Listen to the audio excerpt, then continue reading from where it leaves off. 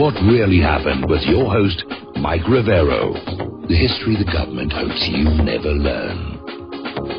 Here is your host, Michael Rivero. And aloha, America. Welcome to our show today. It's Thursday, January 26, 2017. Sure happy it's Thursday. Sure happy it's Thursday. Sure happy it's Thursday.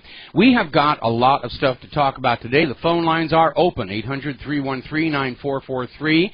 That's 800-313-9443. Mike is in our control room, twiddling the dials and keeping us out of trouble and ready to answer the phone when you call on in.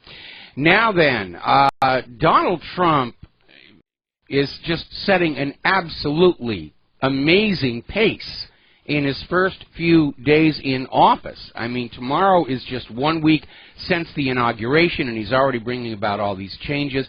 And it may be that he's trying to get all of his agenda moving forward so quickly so that his obstructionists in Congress don't know what to do and can't react in a timely manner to it. Now, Scott Adams, the creator of Dilbert, is out there saying that Donald Trump has raised the question of what the heck was every other president was doing during their first weeks in office. Were they even trying? When you look at the degree of activity that's coming on out of the White House, Trump, whether you agree with what he's doing or not, he's obviously doing the job. And it does make it look like some of these other presidents were just there to enjoy the adulation and their place in history and so forth and so on. But it is an amazing amount of work, and a lot of things are getting done, and some we agree with and some we don't. But there's no question he's definitely being an activist president here. We're going to go ahead and grab ourselves a quick phone call. Dean in California, aloha. Welcome to the show. What's on your mind? Hi, Mike. I'm still pinching myself from some of the headlines yesterday. Let me read you the top 5 headlines that were on Reuters yesterday. Trump moves ahead with the wall. Trump expected to order a temporary ban on refugees. Trump administration tells EPA to cut climate page from website. Top 10 U.S. sanctuary cities face over $2 billion in cuts by Trump policy. And Trump preparing executive orders to reduce U.S. role in the UN. Yeah. Very exciting. Yeah, I mean they're all pretty much good things. I have mixed feelings about the UN one. Partly because, well, we're going to talk about that a little bit later in the show. I think the UN has failed completely. Everyone, is talking about how angry they are that the UN passed this Security Council resolution condemning the illegal settlements in Israel. Well, they should have been doing that all along. And the shock isn't that they finally actually did something about one of their rogue member nations. The real scandal is that it took this long to get it done. Yeah, no, I have to agree. And the only other topic I was going to bring up now is with all the liberal friends and the millennials on Facebook right now, the big topic with restricting anyone's supposed hate speech with this Nazi guy getting punched in the face. I mean, the millennials just have such a disconnect right now with what it means to protect minority speech, and it's just getting real frustrating. But, California is standing strong right now. There's a lot of us standing together and changing a lot of attitudes. We're able to get a lot of people to vote for Trump this election, based on a lot of the ideas that even Ron Paul had pushed originally for economic change. Yes. And it's been very encouraging. So thanks a bunch. Keep up the good work. And I wanted to say, too, we're looking forward to a GoFundMe page to get you back here to the mainland. Well, I'd like to avoid doing that. I mean, I am certainly hoping, with 2017 shaping up to be the year of the rise of the independent media, I'm hoping to be approached by some larger organization who will help us with the moving expenses. To be very honest, I'm tired of doing everything pretty much myself, running the webmaster, doing the server, doing the security, doing the chasing of advertisers and everything, and I'm ready to be part of a larger organization. So that I can focus primarily on content and commentary and analysis and not have to deal with some of this other stuff. But we'll see what's going to happen there. And I know that Claire certainly wants to get back to the mainland. It's very, very frustrating for her here. First, finding singers for the demo work of her original music, and second, there are all kinds of music conferences and everything on the mainland that she'd like to attend, which are prohibitively expensive from here in Hawaii. And also for me, I get invited to speak at all kinds of symposiums and conferences and conventions, but they rarely have the money necessary to fly me out here from Hawaii. In fact, the last one that did was that 10th anniversary 9/11 symposium in New York, which we really enjoyed. Yeah, we'd like to get back to the mainland here. I mean, you know, we've been here almost 20 years, and you know, you've seen one hula girl, you've seen them all, and at my age, I don't notice them much anymore. So, yeah, we'd like to get back to the mainland, but we're hoping to find somebody, a business venture who's seeking to acquire me, as it were. Well, we're all rooting for you, Mike. So the prophecy came true, so all praise be to Keck. Yeah, all right. Well, thanks an awful lot here. We're going to let you go and switch over to Bob in Las Vegas. Aloha. Welcome to the show. What's on your mind? Aloha, Mike. Thank you for that fantastic interview with Wayne Matson. I really enjoyed that. Yeah, a lot of people wrote in about that. They're looking at the scale of the CIA and how many businesses they're involved in, and it's not a pretty picture here, because certainly any business that's part of the CIA is enjoying advantages over other businesses just being run by law-abiding American citizens. Absolutely. You know what, Mike, I have to tell you, as always, your delivery, everything, you're such a polished broadcaster, and you know, Trump would be very lucky to have you on his new network if it should come to pass. Mike, there's also another book about the CIA. I don't know if you've heard of Douglas Valentine's book, The CIA is Organized Crime. Yeah, I've heard of that one. There have been a lot of books about the CIA over the years, and it's been very difficult for them to get out, because anybody who's actually connected with the CIA signs an agreement that all books will be subject to CIA censorship before publication.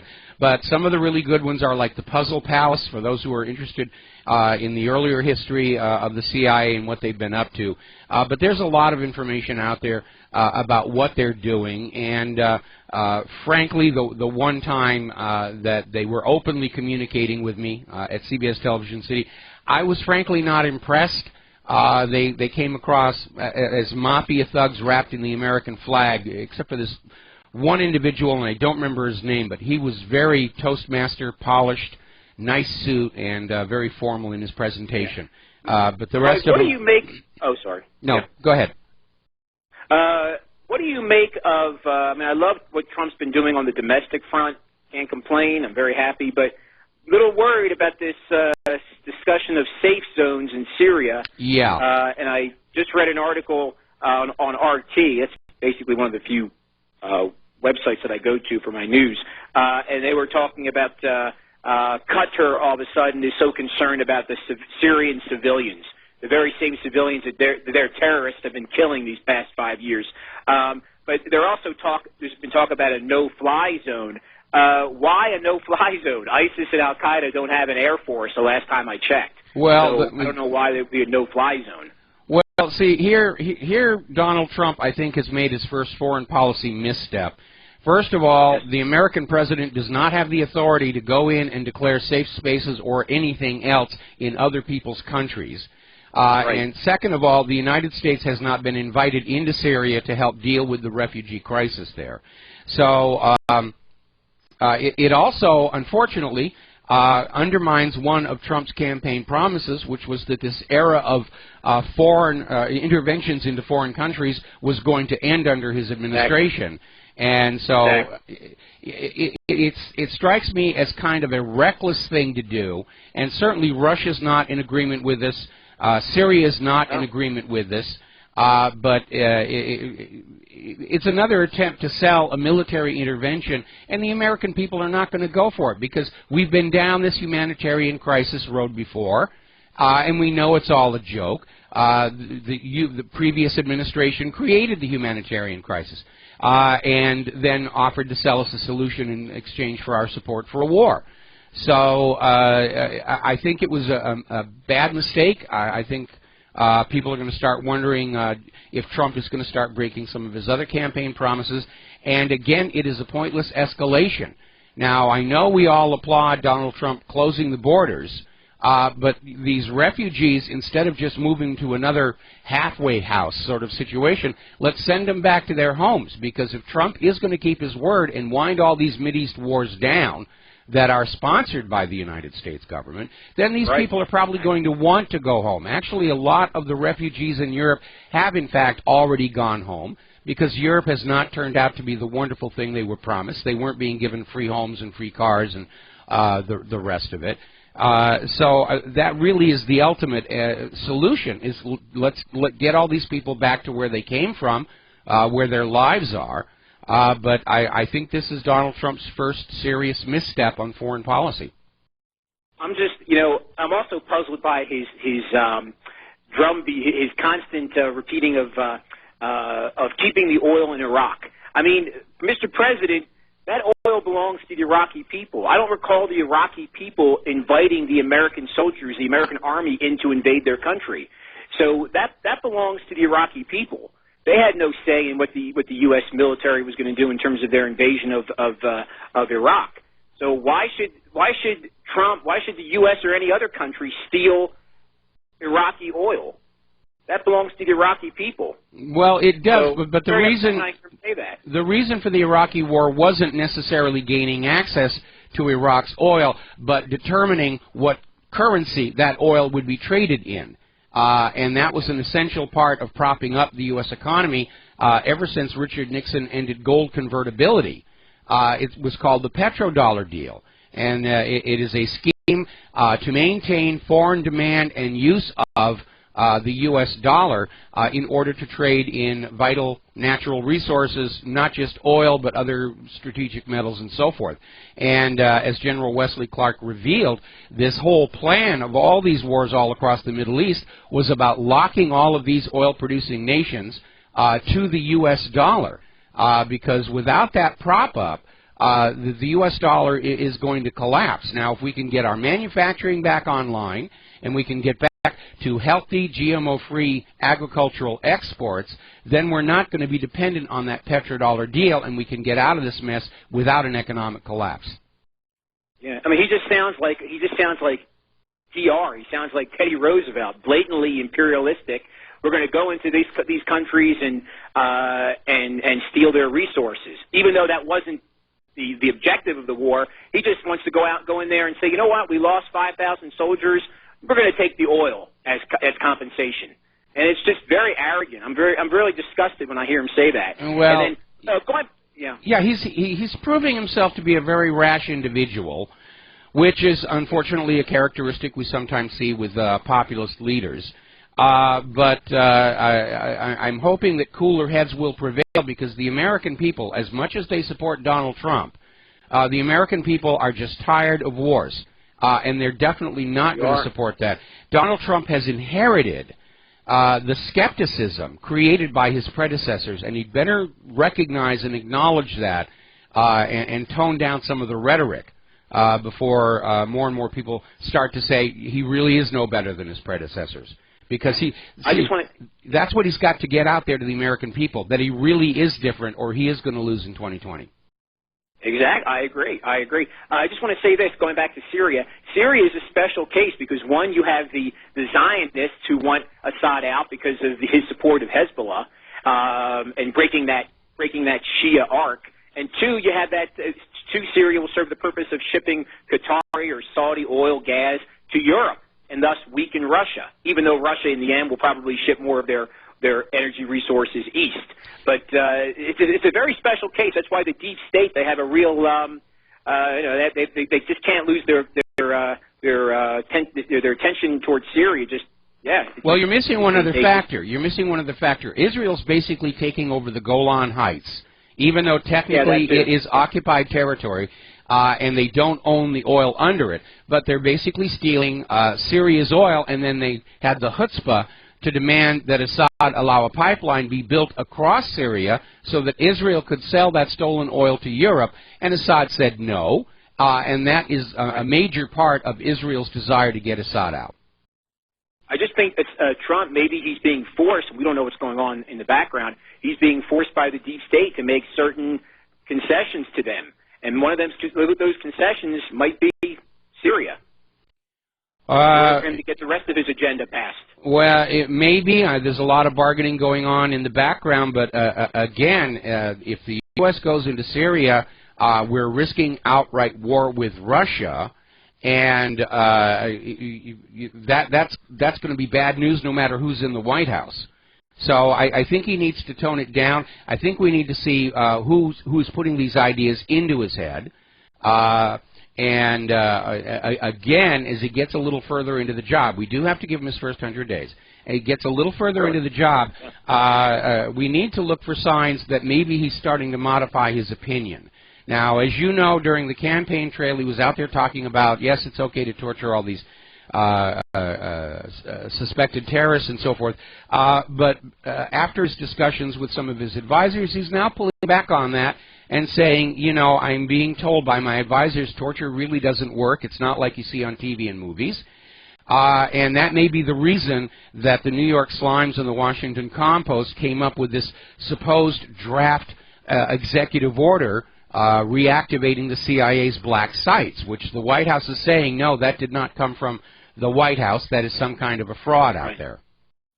Right. Well, and I'm also a little disappointed that Putin and Trump have not spoken yet. At least I haven't heard of it, any conversation between the two. Well, supposedly there's a lot of phone calls going on. Yeah, I mean, since he took over, since he became president officially, you know, he's been a little busy this last week here. So, you know, yeah, for sure. Again, let's see what happens over the first 100 days. But at this point, thanks a lot, Mike. All right, thanks an awful lot. We're going to let you go here. Trump is definitely showing his impulsive, rash side, which can be successful in business. It's not necessarily a quality I'm comfortable with seeing in that Oval Office. But again, he's new to the job and needs a little time for seasoning, if you will. All right, we're going to take another phone call. Francis in Vancouver, aloha. Welcome to the show. What's on your mind? Hi, Mike. Hi, can you hear me? Yes, I can. Oh, okay. I just wanted to mention a couple of things. First of all, there's some very good news, and that's that InfoWars has been given White House press credentials. Yes, and apparently Alex Jones is going to be on one of those Skype channels that they're setting up. And by the way, did you notice in Sean Spicer's first White House press conference, the first questions went to the people in the back of the room, not the big heavyweight corporate media people in the front row. He basically just passed them by. And Associated Press had a big tantrum over it, too.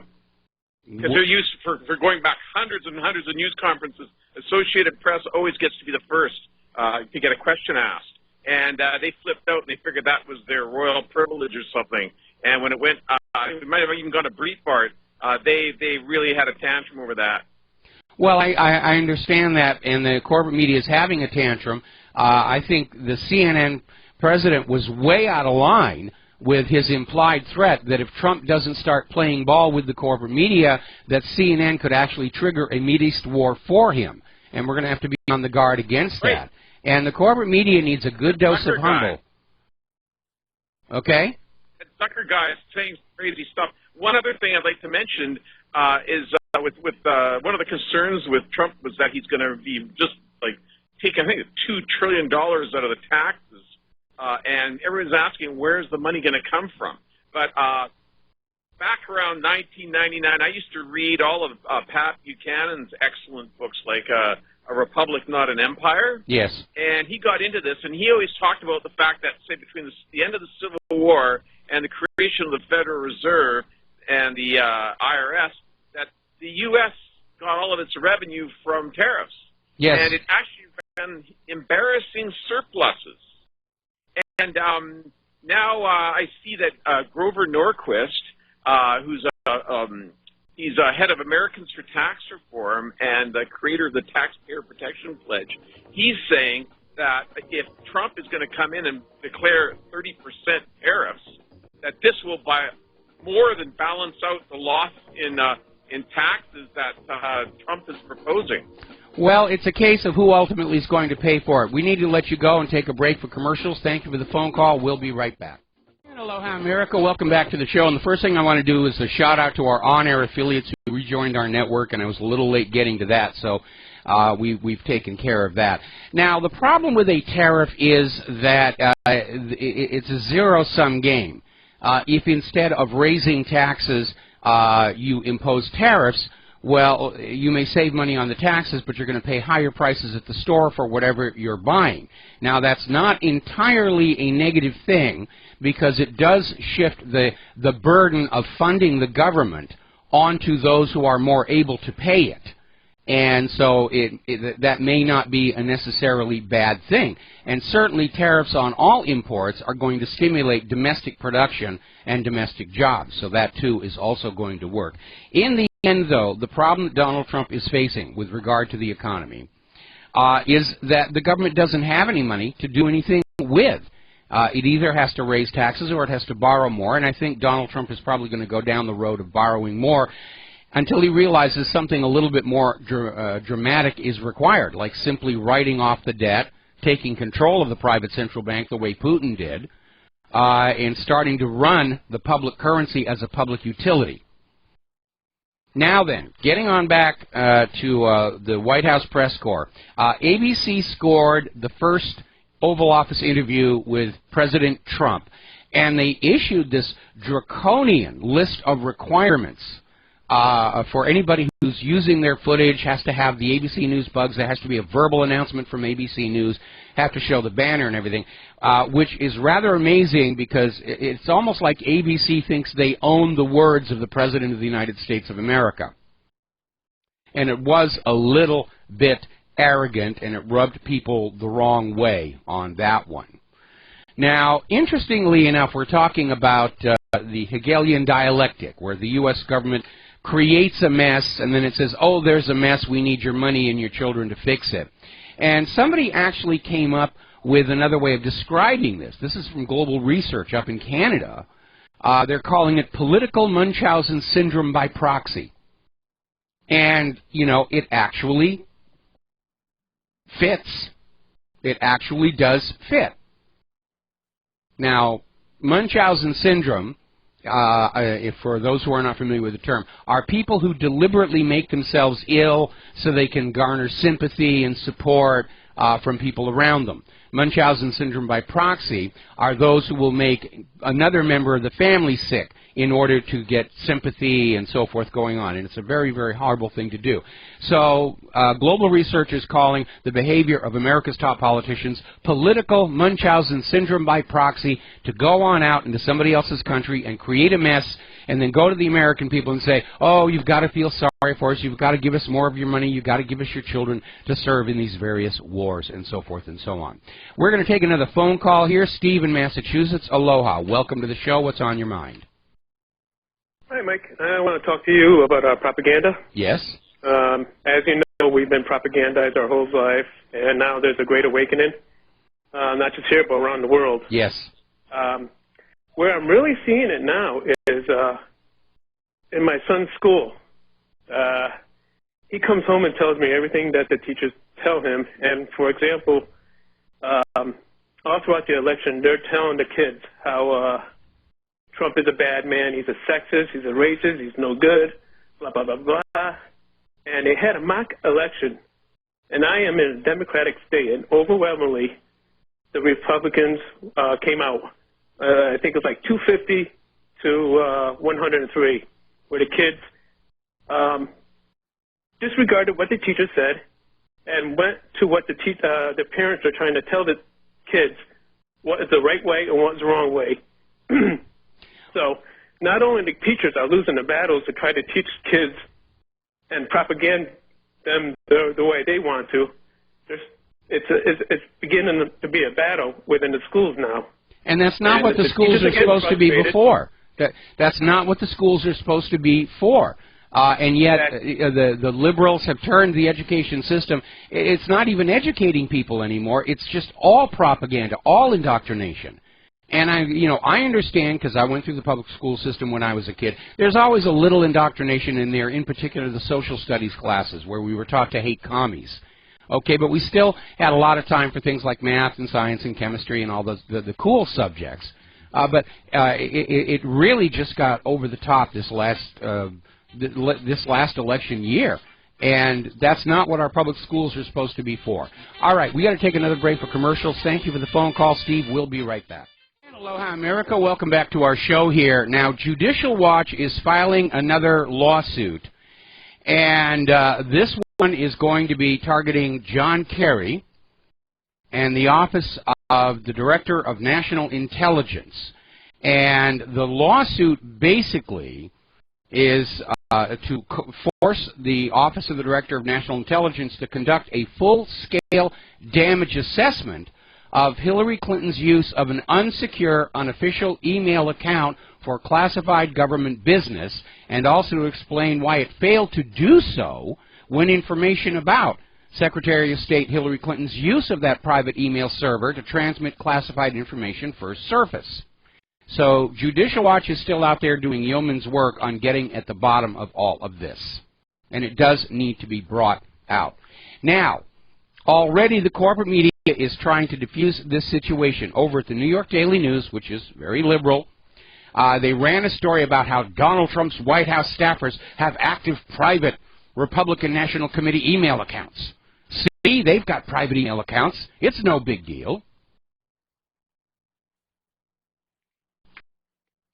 No, the big deal is simply this. Everybody in government has their own private email, and Democrats also have email addresses at the Democratic Party, and Republicans have email addresses at the Republican National Committee. The issue is that Hillary Clinton had her own weak private email server on which she was conducting official business. Now, it's perfectly okay for Trump's staff to have private email addresses as long as official government business and especially classified information is not shared over it. That is the difference. That's the issue.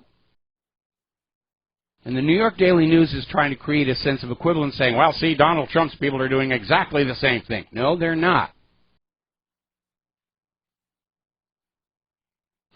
Now, apparently, the State Department's entire senior level of management resigned yesterday. Patrick Kennedy, the agency's undersecretary for management, who'd served for 9 years, since before Obama came on board, resigned unexpectedly along with 3 of his top officials. Looks like the rats are starting to get out of the ship, or the swamp is draining itself, whatever metaphor you wish to use there. Meanwhile, the federal government has launched an investigation into why the Department of Homeland Security was caught hacking into the Georgia state government network, including its election system. And by the way, it turned out 5 states were being hacked by the Department of Homeland Security. 5 states' election systems were being hacked by the Department of Homeland Security. No explanation for it whatsoever, so they're launching an investigation into that. Now, the Secret Service agent O'Grady, who went public saying that she refused to take a bullet for President Trump, is now under investigation for violating the Hatch Act. Now, the Hatch Act includes a provision which says federal employees are not allowed to engage in political activity. And O'Grady's comments are definitely in violation of that. Now, there's going to be another march on Washington, D.C. This Friday, tomorrow. This one's the March for Life, the pro-abortion activists. And like the Women's March, it's actually a thinly disguised march against President Trump, trying to keep up that drumbeat. Nobody likes him. Nobody likes him. Russia hacked the election, stole the White House for Donald Trump. Meanwhile, out in Portland, there were some liberal protesters blocking traffic with their signs about Donald Trump is this and Donald Trump is that. And the police finally decided they'd had enough, and they arrested them for obstructing traffic. And all of the drivers around them were cheering and clapping and applauding. Remember what I said the other day, that if all of these protests and demonstrations are an attempt at a color revolution here in the United States of America, it is going to fail. Because for such a color revolution, for such a Maidan to work, they must have popular support in the general population. And the way these snowflakes and buttercups have been behaving, they're not seen as sympathetic. And that incident in Portland, I think, illustrates that perfectly. All right, let's grab a couple more phone calls here. Alex in San Antonio, aloha. Welcome to the show. What's on your mind? Aloha, Mike. Can you hear me well? I can hear you. Okay, perfect. I had a scenario here that I'm thinking about, and this is only because of what happens with Bitcoin and the Mexican peso that I'm kind of saying this. But I think that whole thing with the wall with Mexico is a ruse to get the Mexican oligarchy and the Mexican corrupt elite to kind of panic and kind of essentially smoke themselves out.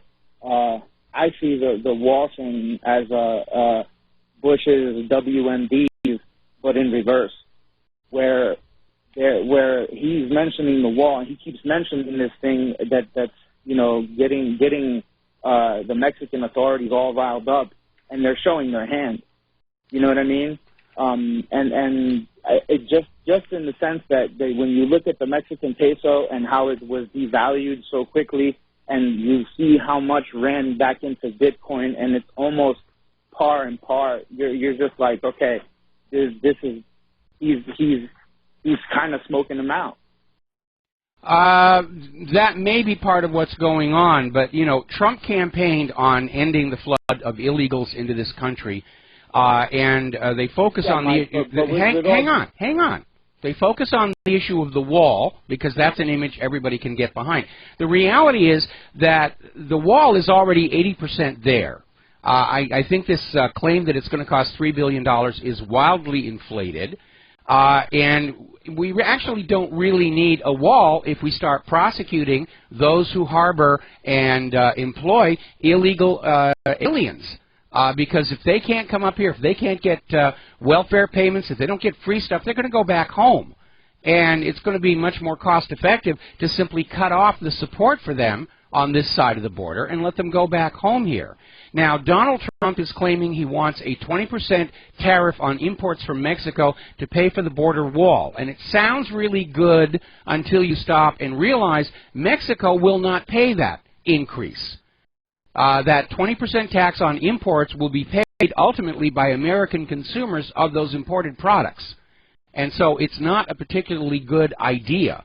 And I really do think the imagery of the wall notwithstanding, that if we would simply have the immigrations and customs actually do their job and be willing to prosecute those who hire and harbor illegal immigrants under the existing laws, that the problem is really going to reduce itself.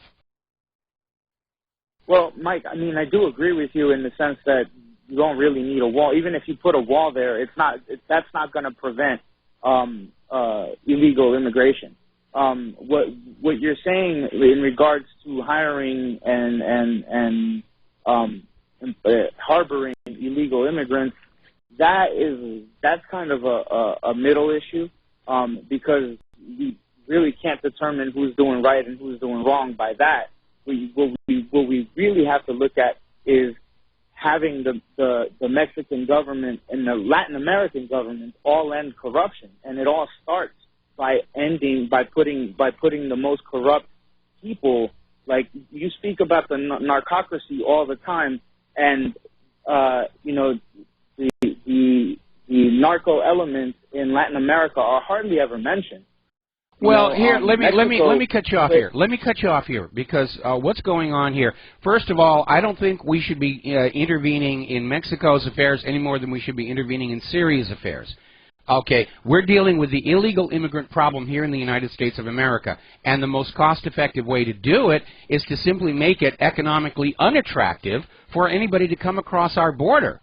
And we do that by, enforcing the laws against harboring or employing illegal. Hang on, okay? We enforce the existing laws. We don't need to spend a huge amount of money on a wall because, as you say, it will be ineffective. People can tunnel underneath the walls. Okay? And then we let the Mexican people take care of the corruption of their government, just like the American people are in the process of taking care of the corruption of the American government.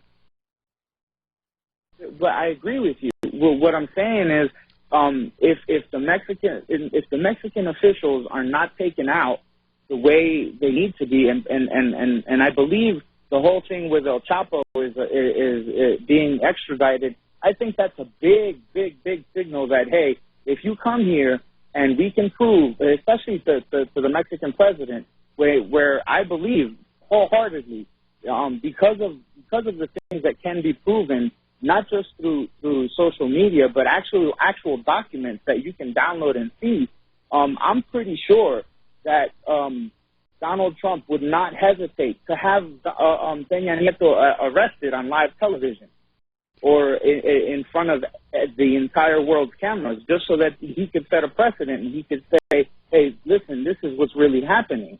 And at the end of the day, that right there is what's going to change the consciousness in the Mexican society so that they can realize that they can end the corruption in their own country. Because I'm going to be honest with you, most people that come here, I live in Texas, and most of the shelters that are filled with illegal immigrants, they're here not because they want to be here. They're here because the cartels on the border are shooting people. So they're not here because they need to be here. Okay, I understand what you're saying, but you're not hearing what I'm saying. That's the problem for the Mexican people to solve. We have got enough problems of our own, and we need to take care of it. Anyway, the phone lines are loading up. Thank you for the phone call, Alex. We're going to take Wes in Idaho. Aloha. Welcome to the show. What's on your mind? Greetings, Michael. Subject, Robert Kennedy heading this vaccination investigation. I guess he's better than Paul Offit to head the investigation. Paul Offit, who says children could take 1,000 vaccinations. He also has a conflict of interest that has patents on vaccinations. But Robert Kennedy, I just heard him. He's saying, paraphrase, democracy for which it stands. You think he'd know better. What is he, an attorney and political in America for years now? The second thing is he heads a Mercury project, as if eliminating mercury from vaccinations would make them hunky-dory. The third thing is... Well, hold it. Let me respond to what you just said here. There is no question that mercury is neurotoxic. It was actually banned by the FDA in 1999. It's now 2017. Why is it still in the vaccines here? Now, I'm not saying that getting rid of the mercury is going to make all vaccines perfectly safe, because there are issues with other adjuvants as well. But it's certainly going to be a major step in dealing with the out-of-control epidemic of autism. Okay? I am trying to point out some things that I don't think are good. The elimination of mercury would maybe help things, yes, but there's still much greater problems. The third thing is, I believe Robert Kennedy thinks that global warming is a problem, and I'm supposed to get behind this guy? I mean... well, nobody's... hang on. Wes, okay? No two people are ever going to agree on 100% of everything. Obviously, I disagree with Robert Kennedy Jr. about global warming. And I do agree with him about the vaccines. I don't think he's saying that his agenda is only to deal with the mercury. The commission is called simply the Vaccine Safety Commission, and I'm sure they're going to be looking at all of these issues. Anyway, listen, got to let you go. Running out of time. We're going to switch over to Alan in Chicago. Aloha, Alan. Welcome to the show. What's on your mind? Hi, good afternoon, Mike. I just wanted to run by you and your audience, if you haven't covered it, that the White House now has an official YouTube site that's called The White House, and it has almost 1 million subscribers already in a couple of days. Okay. And it looks like what their format is official Trump speeches and White House press briefings from every day, and I think that's a positive step. I know that there's C-SPAN, but a lot of people can't get to that. And I'm also happy to hear that the new media or alternative media is starting to get into those press briefings, Mike. Well, I'm glad to hear it, too, and I wouldn't mind having a shot at one of those Skype channels myself here. I think the advantage of the White House maintaining its own YouTube channel is that this information from Donald Trump and the White House spokesman are going to get out into the public without being messed around with by the corporate media, who is clearly very, very hostile to the current administration. I also understand that his Twitter account, I think it's his personal one, has gained almost 5 million subscribers just since the inauguration, so that's a good thing, too. And I really hope that you and Claire can come back to us in the mainland. I would love to see you at some speaking engagements. I would love, I'm putting this out, that some organization could pick you up and accommodate you and get you back here. We love you. Well, thank you very much. And from your lips to somebody's ears, and it may well happen. But the year is still young, and you know, we'll just see what the future unfolds. Anyway, Alan, thanks an awful lot. We're going to let you go because I got a bunch of news I need to cover. We're coming up on the top of the hour here. Now, the Secret Service is now dealing with a video of this Instagram video showing this school teacher down in Texas. And she's in her classroom, and on the whiteboard behind her is a projected image of Donald Trump, which she is squirting at with a water pistol while she screams, "Die." And she put this out on Instagram. And yes, she's going to get a call from a visit from the Secret Service. It's not known if students were in the classroom at the time because the student area is not being shown.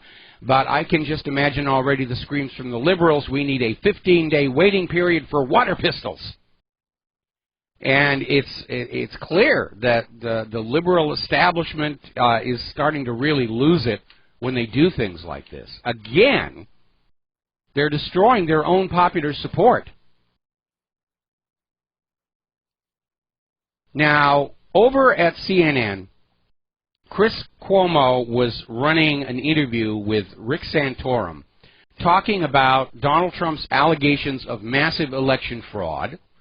And Chris Cuomo acknowledged that, yeah, there's some fraud, and these are legitimate questions to ask about illegals voting, dead voting, people registered in multiple states, and so forth and so on. But then came on out and declared there's absolutely no proof that there was any fraud whatsoever in last year's elections. And Rick Santorum tore him apart, and justifiably so, because CNN does not have any foundation for making that declarative statement. More about this when we come back. And aloha, welcome back to the show. And we're talking about CNN, the crumbling non-news, where Chris Cuomo was having this interview with Rick Santorum on the subject of Donald Trump's claims that Hillary Clinton did not, in fact, win the popular vote, because of all the illegal immigrants who were voting, all the dead voters, all the skullduggery going on. And Chris Cuomo just came on out in defense of the system, said, Donald Trump's got absolutely no proof. There's no proof any of this thing happened. It couldn't. And Chris Cuomo and CNN have no actual basis to make such a claim.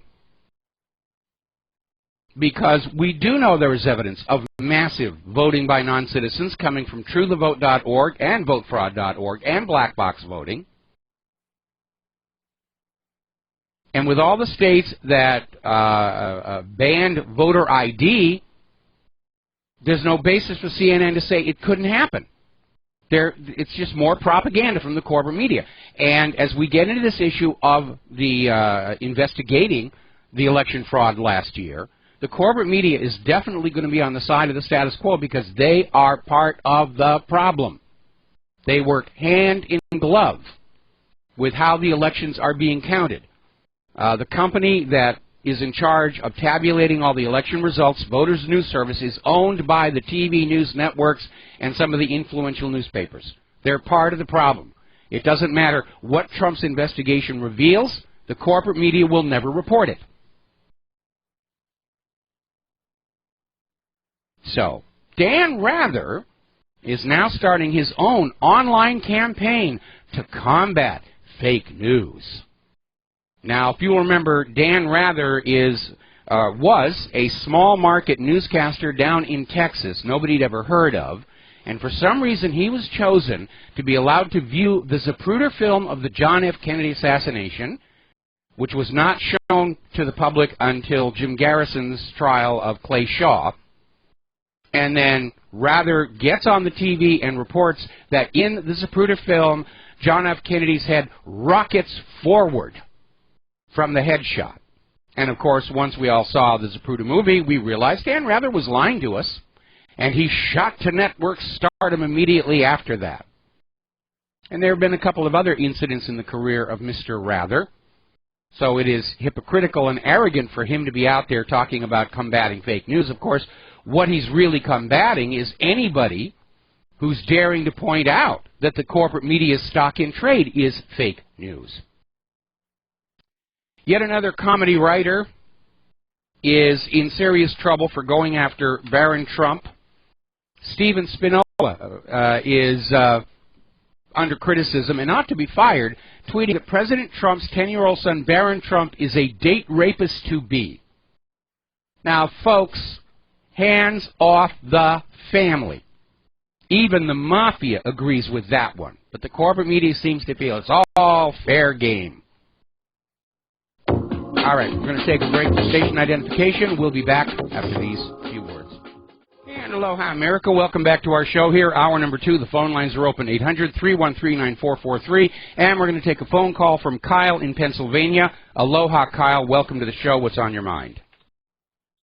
Hey, Mike, I know there's a big controversy as to how we're going to pay for the wall, and there's a few government programs that we might be able to get rid of, if you would humor me on this.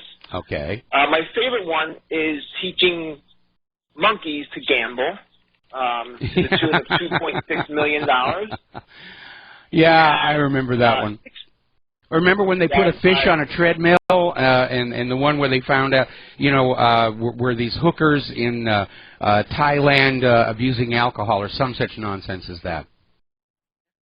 $3.2 million to give rabbits deep tissue Swedish massages. There is, I think, $4.8 million to teach sea monkeys to synchronize swim.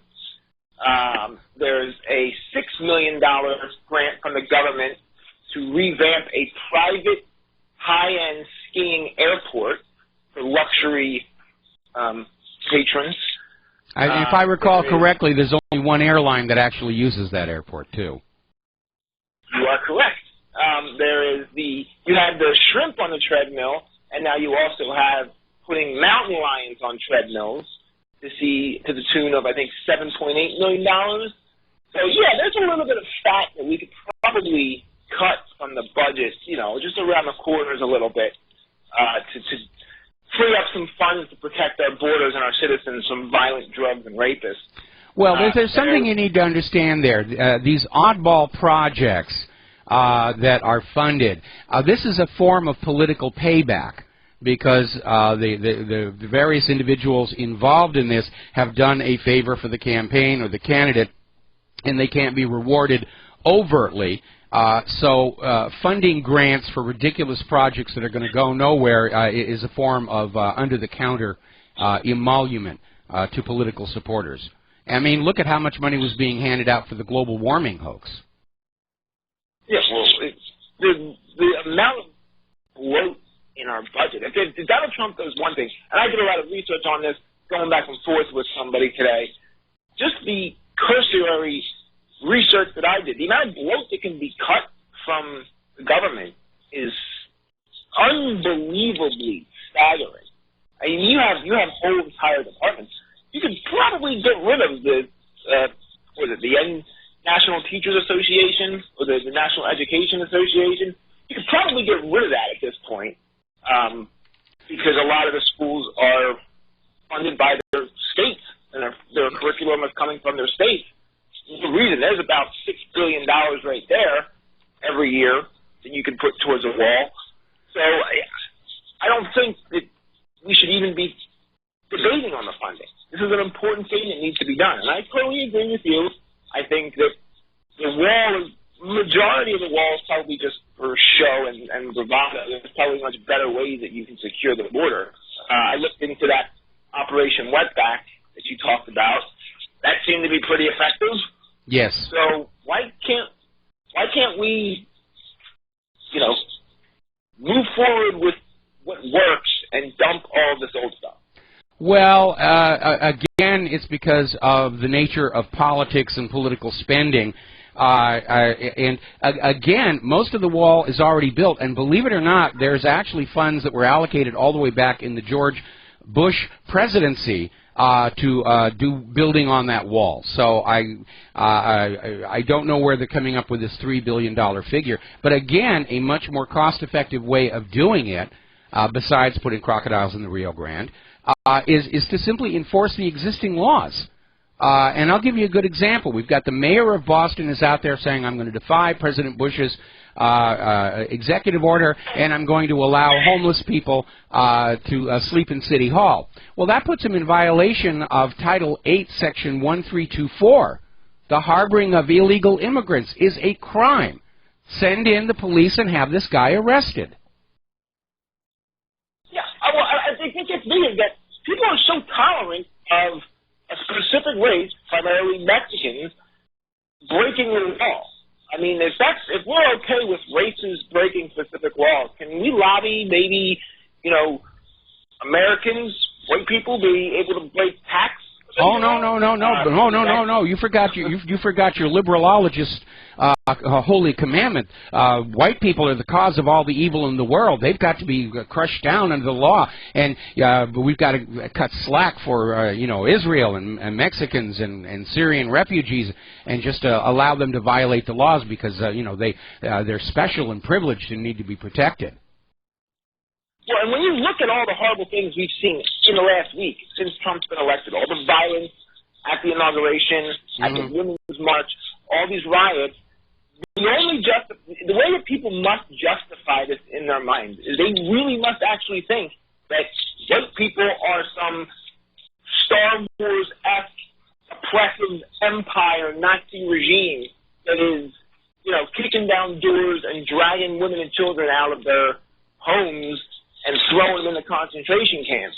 That's the only way that this behavior can be justified, is to say we're not exerting violence against Kyle, let me everyday people.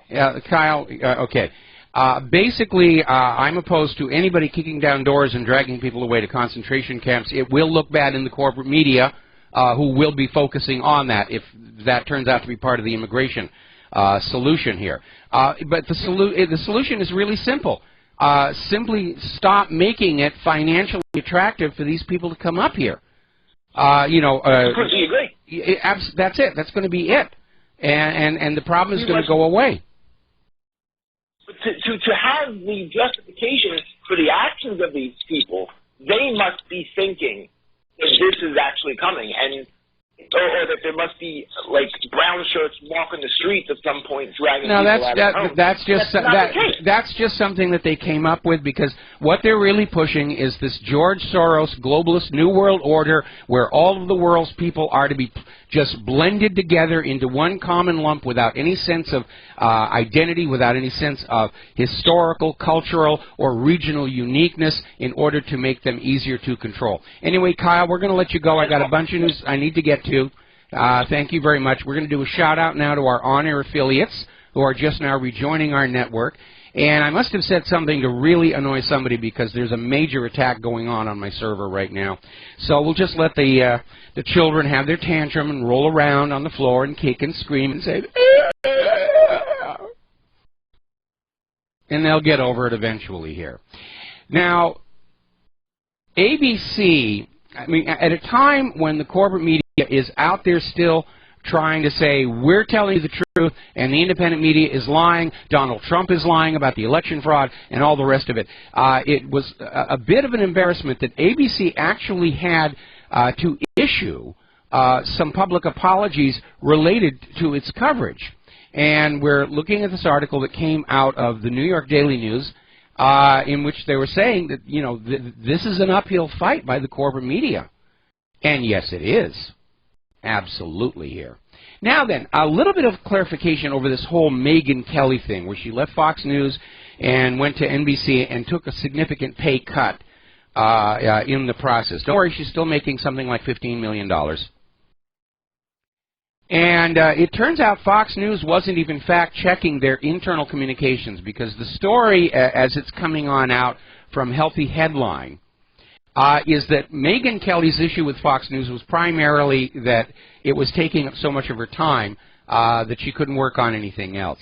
But apparently what triggered all of this was that a Fox producer saw Megyn Kelly taking pills on the set multiple times, and he reported it to Fox executives, and Kelly was going through weight loss at the time, and Fox just assumed that one of their top media news stars was using drugs, and so they decided not to renew Kelly's contract. Here's where it gets interesting. What Megyn Kelly was actually taking on the set was Garcinia ZT, which is an over-the-counter natural supplement that helps you lose weight. So Fox News didn't even fact-check on its own internal communications here. All righty, let's see. We're going to take a phone call. Mary in New Jersey, aloha. Welcome to the show. What's on your mind? Hi. You've been talking about coming down hard on people who hire illegals, but they tried that. I'm pretty sure they tried that back in the early 90s, because I was working as a nurse agency. Yes. And they were being very, very careful. And also, I fixed up houses on the side. Now, when you're doing a little business like that, you don't have vast sums of money. And I know most of these people that come in, a lot of them, many of them, come in illegal, and they get under-the-table jobs, and they're from people that are not harboring them, but... Okay, Mary, we have in this country 90 million legal American citizens willing and able to work who have not been able to find jobs for months, if not years, okay? And we need to take care of Americans first, okay? I understand. All right? And we all have to be willing to make that commitment of hiring American, buying American, if we're going to make America great again. And I'm sorry, these people in these other countries are enduring a great deal of hardship, primarily from the wars started by the U.S. government, but that doesn't obligate us to take them in at a time when our economy cannot support them. I understand that. Okay. Yeah, I understand that, but I remember the hospitals come down hard on regular people, regular Americans. They were so hard. And they stand out on the corner in the morning. If you live in New Jersey or New York, I'm sure you go around the Home Depot. They come out there early. Tons of people hire them. And I know people who opened, like doctors' offices and stuff like that, who were willing to hire people under the table. A lot of little businesses. Well, if we start, if we start enforcing the laws on that issue, the only way we're going to solve the illegal immigrant refugee problem is by cutting off their expected windfall from coming here, whether it's jobs and free stuff. Okay, all right, Mary, thank you very much. We're going to let you go.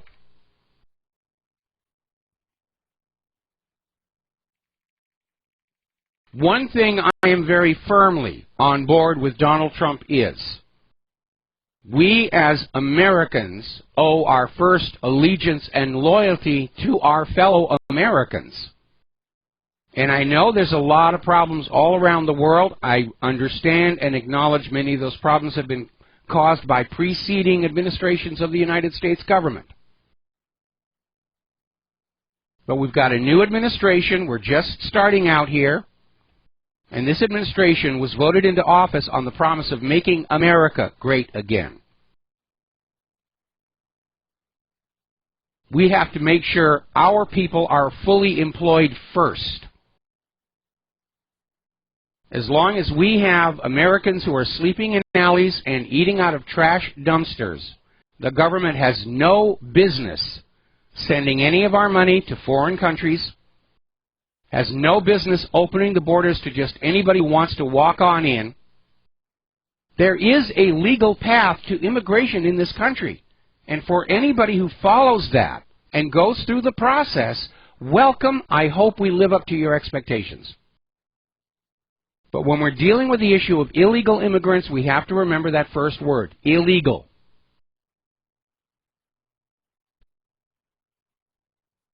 So, anyway. Now then, getting on to foreign policy issues here. Trump is expected to sign orders for a safe zone in Syria. Now, one report said it was supposed to be dealing with the refugee crisis. Others are saying, well, it's protecting the civilians. Okay, well, if our government had really been concerned about the civilians, they wouldn't have been trying to bring down Assad for 5 years. And maybe Trump really doesn't understand why Syria is in the mess that it's in. But again, Donald Trump, as President of the United States of America, has no authority to declare portions of a foreign nation safe zones or anything else. Russia's not agreeing with this. Syria's not agreeing with this. Donald Trump is President of the United States of America. He is not the President of the entire planet. And he needs to have a rethink on this one, in my opinion.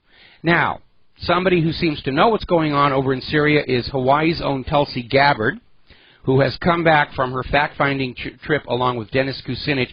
And immediately, of course, everybody's screaming, oh, she's wasting taxpayer money. She shouldn't be doing this. She should be minding her own business over there in Hawaii. And as it turns out, her fact-finding trip was privately financed. She did not, in fact, use any tax money. And so now everybody is having to look at what she's got to say. And she was interviewed on CNN and basically says, there are no moderates. All of the people over there, including the ones being supported and backed by the United States of America, are basically terrorists. And we can't call them moderates because maybe they didn't cut off quite so many heads as the other guys, but they're still cutting off heads. Now, Tulsi has talked to Assad. She's talked to ordinary people. And now she's pushing a bill in Congress that would say the United States is not allowed to fund foreign terrorist groups. We always hear the U.S. propagandists talking about, oh, this nation is a sponsor of terror. Oh, Iran is a sponsor of terror. This nation, this. The biggest state sponsor of terror on planet Earth is the United States government. All right, let's take another phone call. Alex in Florida, aloha. Welcome to the show. What's on your mind? Hey, Michael, you're spot on. I was calling to tell you that I think that Trump is really misdirecting the war on terror to the wrong people. I mean, there's video of him talking about how he knows the buildings on 9/11 had bombs in them, or he thinks they did. Yes. But why, if that's the case, then why are you going after the propped-up boogeyman that the United States always gives us? Well, I'm kind of concerned about his whole war. You remember the observation I made about Trump's dangerous degree of naivete coming into office, almost on a scale with Jimmy Carter, and how Donald Trump's opinion of Israel is based on what he has seen on corporate media. And the same thing is probably true about the war on terror. Now, Donald Trump has now had an in-your-face lesson in how deceptive and manipulative the corporate media can be, but he has not yet had that next step of going back and saying, what else have they lied about? They were lying about me, they were lying about Barron, they were lying about Melania, they were lying about Ivania. What else have they been lying about? Were they lying about 9/11? Obviously, he's suspicious about that. Have they been lying about Israel all along? He needs to ask that question. Has the corporate media been lying about the war on terror? Certainly. They were all out there screaming Saddam Hussein had weapons of mass destruction, and it turned out they did not exist. The corporate media were out there screaming Assad was gassing his own supporters with sarin gas. That also was a lie. Trump needs to grow up a little bit, and he needs to do it really, really fast, or he's going to find himself being used and abused by the people around him in Washington, D.C. Yeah, I will definitely not support any of his war rhetoric and his war on terror because it's unfounded. There's no proof, just like voter election fraud when they say that he committed voter fraud. It's unfounded. Everything's unfounded. I don't know why he's biting on the hook that they put in front of him. It's kind of gross. Well, like I said, and I said this even during the campaign, I said my one concern about Donald Trump is that he is dangerously naive about what's really going on in the world, because too much of his worldview is based on what he's been seeing in corporate media. And all of that is just a big steaming pile of USDA choice bovine excrement. That's right. And even torture. He's come out and he said he's for torture because people told him that it works. But the thing is... Well, he's backed off on that. He's backed off on that part. We need fair trials. We need fair trials for anyone even think of the burden of proof has to be on the government. Got to let you go. Got to take a break for commercials. We'll be right back. Aloha, America. Welcome back to the show here. And we're getting an update on that story about Patrick Kennedy's departure from the State Department. And the original reports were that he had resigned along with 3 of his top aides without any explanation. Now we're hearing, apparently CNN has got a different version of the story, that Patrick Kennedy and these 3 officials were told by the Trump administration they're no longer needed. And that's actually a positive thing, because Patrick Kennedy was one of the individuals at State Department that was running interference on all investigations into Hillary Clinton's private email server.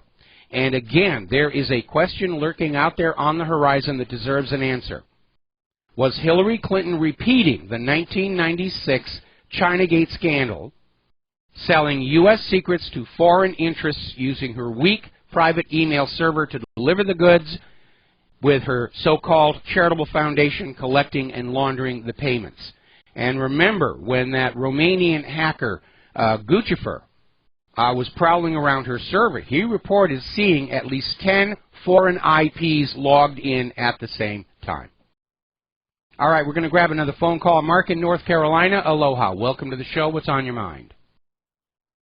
Hi, Mike. Mike, I think it was Tucker Carlson's show yesterday.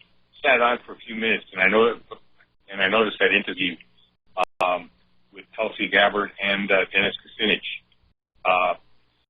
Some female neocon was interviewing them, trying to say, "Oh, don't you think that Assad, does terrible things to his people, and don't you think Russia? It's bad because supporting Russia and Iran, and Russia has this lease for that base there in Syria." Meanwhile, both Gabbard and Kucinich were pointing out that he's protecting Christians over there, as well as Muslims. Yes. Assad, and nothing like what they're making him out to be. So, what I'm hoping that it was Trump that sent him out there secretly, told him to basically go out there and give him a fact find, because he did talk to her. He did talk to Tulsi. As a matter of fact, there was some rumors going around that she might be Secretary of State earlier when he was interviewing people up at Trump Towers. So I really, I hope that he is being filled on in what's really going on in Syria. On top of that, General Flynn, if I'm not mistaken, actually was fired or told to resign, retire, because of he knew about the gun running to so-called rebels who were really the terrorists, and he complained about it, and Obama had him fired for that, or at least pretty much forced him to resign. So I think hopefully Trump is starting to understand this, and he's going to take some kind of action. Even if he's going to, maybe together with Russia bomb ISIS. Yeah, he's talking about that. He's definitely talking about coordination and cooperation with Russia to go after the actual terrorists.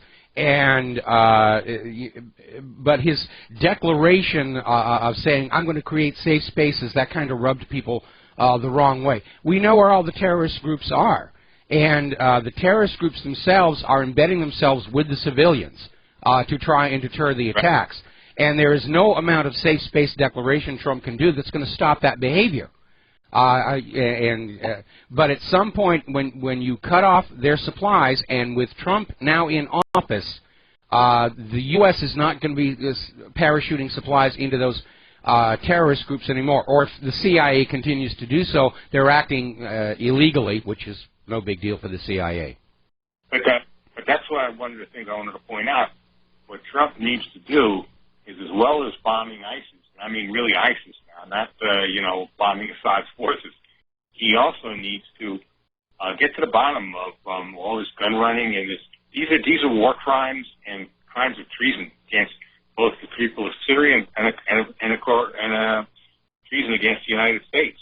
And he needs to get to the bottom of it and bring criminal charges against these people, whether it's the CIA people themselves, right up to Obama or and Hillary. Well, one thing that is very obvious from Trump's behavior just this last week, he's definitely a take charge kind of guy, which has also been his hallmark during his business career. And I think he's going to be very intolerant of anybody in the administration, especially the executive branch, deciding to just go out on their own and make policy decisions. And so we might actually see some heads roll over at CIA before this is all over. Got to take a break for commercials. Thank you for the phone call, Mark. We'll be right back. And aloha, America. Welcome back to the show here. And as you know, in this last ad block, we had an ad for Extendivite, and it seemed like a good time to mention that Don Wiskin will be our guest on the third hour of our February 1st show, talking about, because it's a good product. As you can see here on BAM User, I use it myself, and it's really good stuff. My wife also uses it. Now then, as I mentioned earlier in the show on one of the phone calls, President Trump has signed an order scaling back U.S. funding for the United Nations. And a lot of people are saying that this is Trump's punishing the UN for daring to pass that Security Council resolution against the Palestinian settlements. And maybe it is. Donald Trump at the moment is very pro-Israel. Apparently his father was friends with a very young Benjamin Netanyahu. But I think time is going to solve that particular problem here. But overall, given that the United Nations has been such a failure, I think maybe it's time that it be defunded. Because it certainly has not acted to reduce violence anywhere in the world. And, of course, the United Nations was one of the authors of the global warming hoax through that Intergovernmental Panel on Climate Change, which was caught lying, misrepresenting the data, right alongside all the other players in this hoax. Hadley Climate Research Unit, Penn State, Met Office, and so forth, NOAA, NASA, all of it. So it might not be a bad thing. The more centralized power gets, the more corrupt it will become, because the corruptors target centers of power. And that's something the founding fathers of this country understood, which is why they set this country up with power being spread across the entire society. All right, let's take a phone call here. Jeff in Georgia, aloha. Welcome to the show. What's on your mind? Jeff, are you there? No, Mike. Oh, there you are. Yeah, I'm here. You know, it really puzzles me how you are so educated in so many subjects, but you failed to see the Jews at the top of the Federal Reserve usury system. You failed to see hang the on, Jews lies of the Holocaust. Hang on a second. Okay. The problem is the system of banking itself, not who is there in it. Okay? It is a crooked banking system, I will grant you. Private central banking is very crooked. It's a tool of enslavement. There's no question about that. But I don't want to be getting into saying that it's all the fault of a particular religious group, because if you go over to the Federal Reserve and you go over to Goldman Sachs and you go over to whatever, there's all kinds of people there. They're not all the same religion. They're not all the same ethnic group. And every time that you come on out there and start screaming about, oh, it's all the Jews this and the Jews that, you're handing Israel all the excuse it needs to say, oh, we have to shut down the independent media because it's all hate speech and so forth. All that knowledge of yours. Okay, hang on. All that knowledge. Okay. We're going to let you go here. And I'm going to make this very, very, very clear. We are here to talk about politics. We're here to talk about the economy. We are not here to criticize anybody's religion or ethnicity. Period. End of discussion. Now, Israel, of course, would like to shut down freedom of speech, all over the world. And their favorite tool is to be able to scream, oh, they're anti-Semites. And that's why they have people like this call into these shows to start screaming about Jewish this and Jewish that. We're not going to play their games. I am very critical of private central banking. I always have been. But let's not help our enemies find a way to shut us down. Now then, getting on back to this still slim but gradually reducing possibility of war with Russia. There are some new developments coming on out. You've been hearing about how America's latest generation weapons are very expensive, bloated, things really don't work all that well.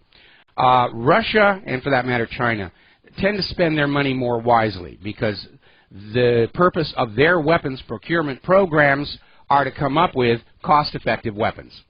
And the Russians have hit on a good solution regarding battle tanks. And what they're doing is they're going to modernize the T-90, which has been modernized before. The new version is going to be called the T-90M. And what they're doing is they're backfitting many of the technologies for the T-14 Armada. Now, the Armada is a very expensive tank. But the T-90M, which is going to be mostly built from the existing fleet of T-90As, is going to be much less costly, but still an effective weapon. That's how you do it. That's how you make an efficient fighting force while being cost-effective, something the Pentagon should be looking at. But, of course, the Pentagon is all about the money. It's all about the huge contracts. It's all about ribbons and medals.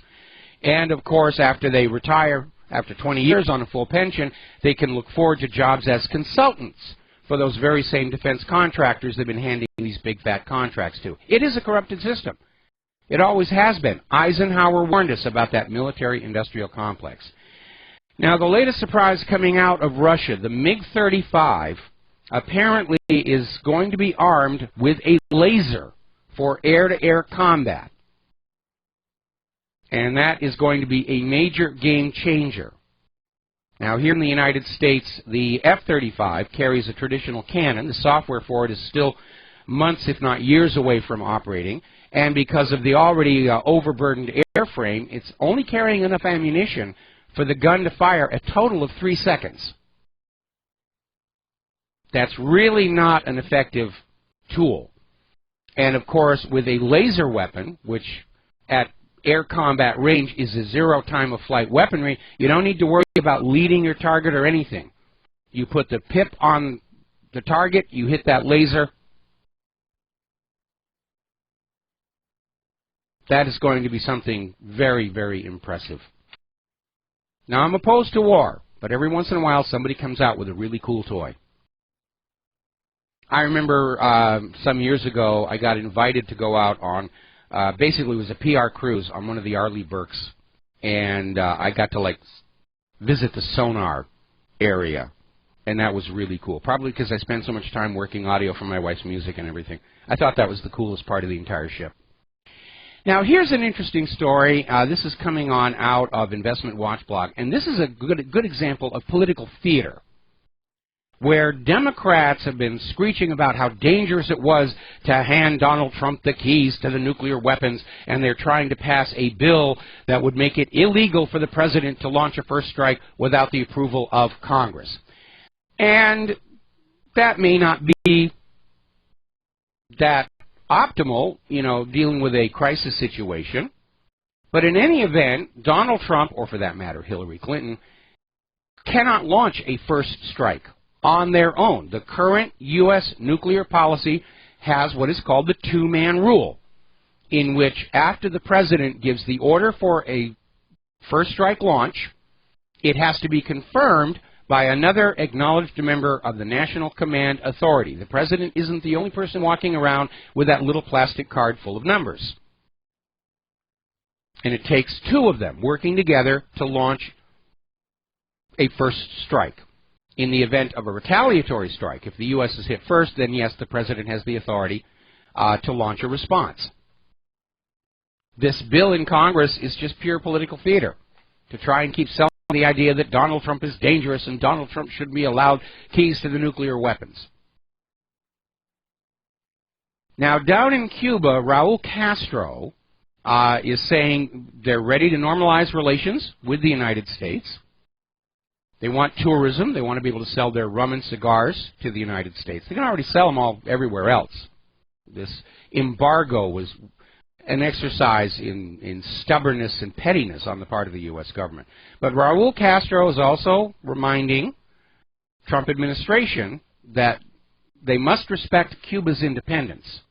And that's not just bravado when you go back and you look at the history of Cuba and its relations with the United States of America, starting with the overthrow of Cuba's elected government and the imposition of the dictator Batista. It's part of that covert regime change policy. It's been going on all along, and that, of course, led to the Fidel Castro revolution, which is what led to that half-century embargo. And it really is time for it to end. Now, over in Israel, there's been an interesting development. As you know, the process that Israel goes through to steal Palestinian land is to go on in to an area they want and say they need to confiscate the land for military reasons. Now, under the Hague regulations, which are the international laws that govern occupation, and Israel is occupying Palestine, they are allowed to take temporary possession of land for military use. Here's where the problem comes on in. After Israel's military claims they're taking the land for military use, they'll then turn around and pass it into private hands for the development of these illegal settlements. And so now this one Palestinian town, Agruba, have filed a lawsuit saying that once the military need for that land is gone, under the Hague regulations, it must be returned to its rightful owners. Now, Israel's courts are not known for honesty and ethics and morals, and as of right now, the government of Israel has not fully replied to the petition and the lawsuit. I'm sure they're trying to figure some way they can wrangle around it, but the Palestinians are absolutely right. The international law that governs military occupation does allow Israel to commandeer land temporarily for military and security purposes. But once it's no longer being used for military or security purposes, it must go back to its original owners, not be handed over to some developer to build an illegal Israeli settlement. The law is on the side of the Palestinians. All right, we're going to take a phone call here. Lucky in Arizona, aloha. Welcome to the show. What's on your mind? Thanks, Mike. Great to talk with you. A couple things real quick. I was just kind of jokingly thinking the other day there was a better chance as far as Russia hacking the elections to probably hack them in favor of Hillary Clinton, given that she was so complacent with, selling them even private, citizens' private property for uranium deposits and stuff like that. I don't think anybody's thought about that.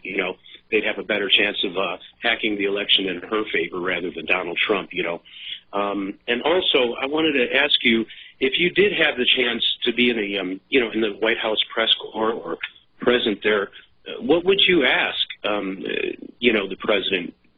Well, that would be hard to speculate because that would depend on the moment in time when I was given a White House press credential, because who knows what's going to be happening around that time.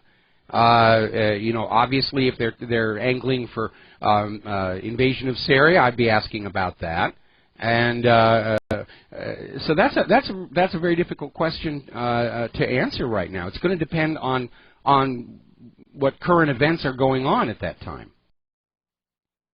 Sure, and I guess I was reading on your website, these safe zones that he wanted to set up there.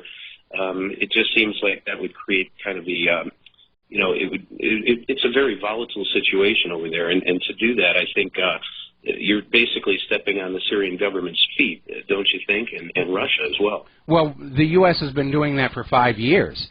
Syria never asked the United States to come into their country. Syria asked Russia to come on in and deal with these terrorist groups, and Russia has been very effective in doing that. And I think Trump would be well advised, if he intends to stick to his campaign promise of ending all of these foreign interventions, Trump would be well advised to coordinate with Russia and Syria and actually get those terrorist groups out. But the safe spaces idea does seem a little arrogant, and ultimately it's not going to work because it is those terrorists who deliberately mingle themselves with the civilians. The terrorists are not going to allow the civilians to leave for a safe space. Look, when they were trying to evacuate Aleppo, and the U.S.-backed terrorist groups were shooting any Syrian civilians who dared stick their head out a door. Yes, that's terrible. I hope that, you know, with people like Tulsi Gabbard and the rest, you know, like-minded people, he'll start to realize, because I know you've been saying that he might be ignorant, you know, to what's really going on there because he's been relying on... Naive is the word I chose to use. Naive, yes, naive. But, all right, Michael, thanks. I just wanted to get your take on that. I appreciate it a lot. All right, thanks an awful lot. We're going to let you go here. So, following on with that phone call that we had a while back about how the U.S. government just wastes huge amounts of money on sometimes very ridiculous things, there's an article that came out of RINF.com, How to Really Reform Military Spending. Is Cutting Waste Enough? Well, cutting the waste would be a good start. Cutting out the number of middlemen who are involved in military procurement would be a big help. We're always hearing these stories about $20 bolts and $400 hammers and $1,000 toilet seats. The reason for that is because military procurement is this long chain of middlemen, each of whom are making profit on that device.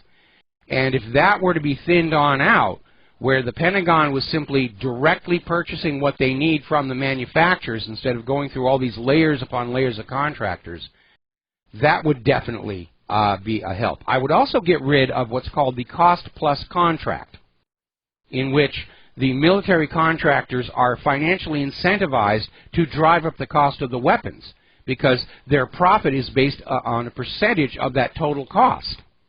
The more the weapon costs, the more the defense contractors are getting for it.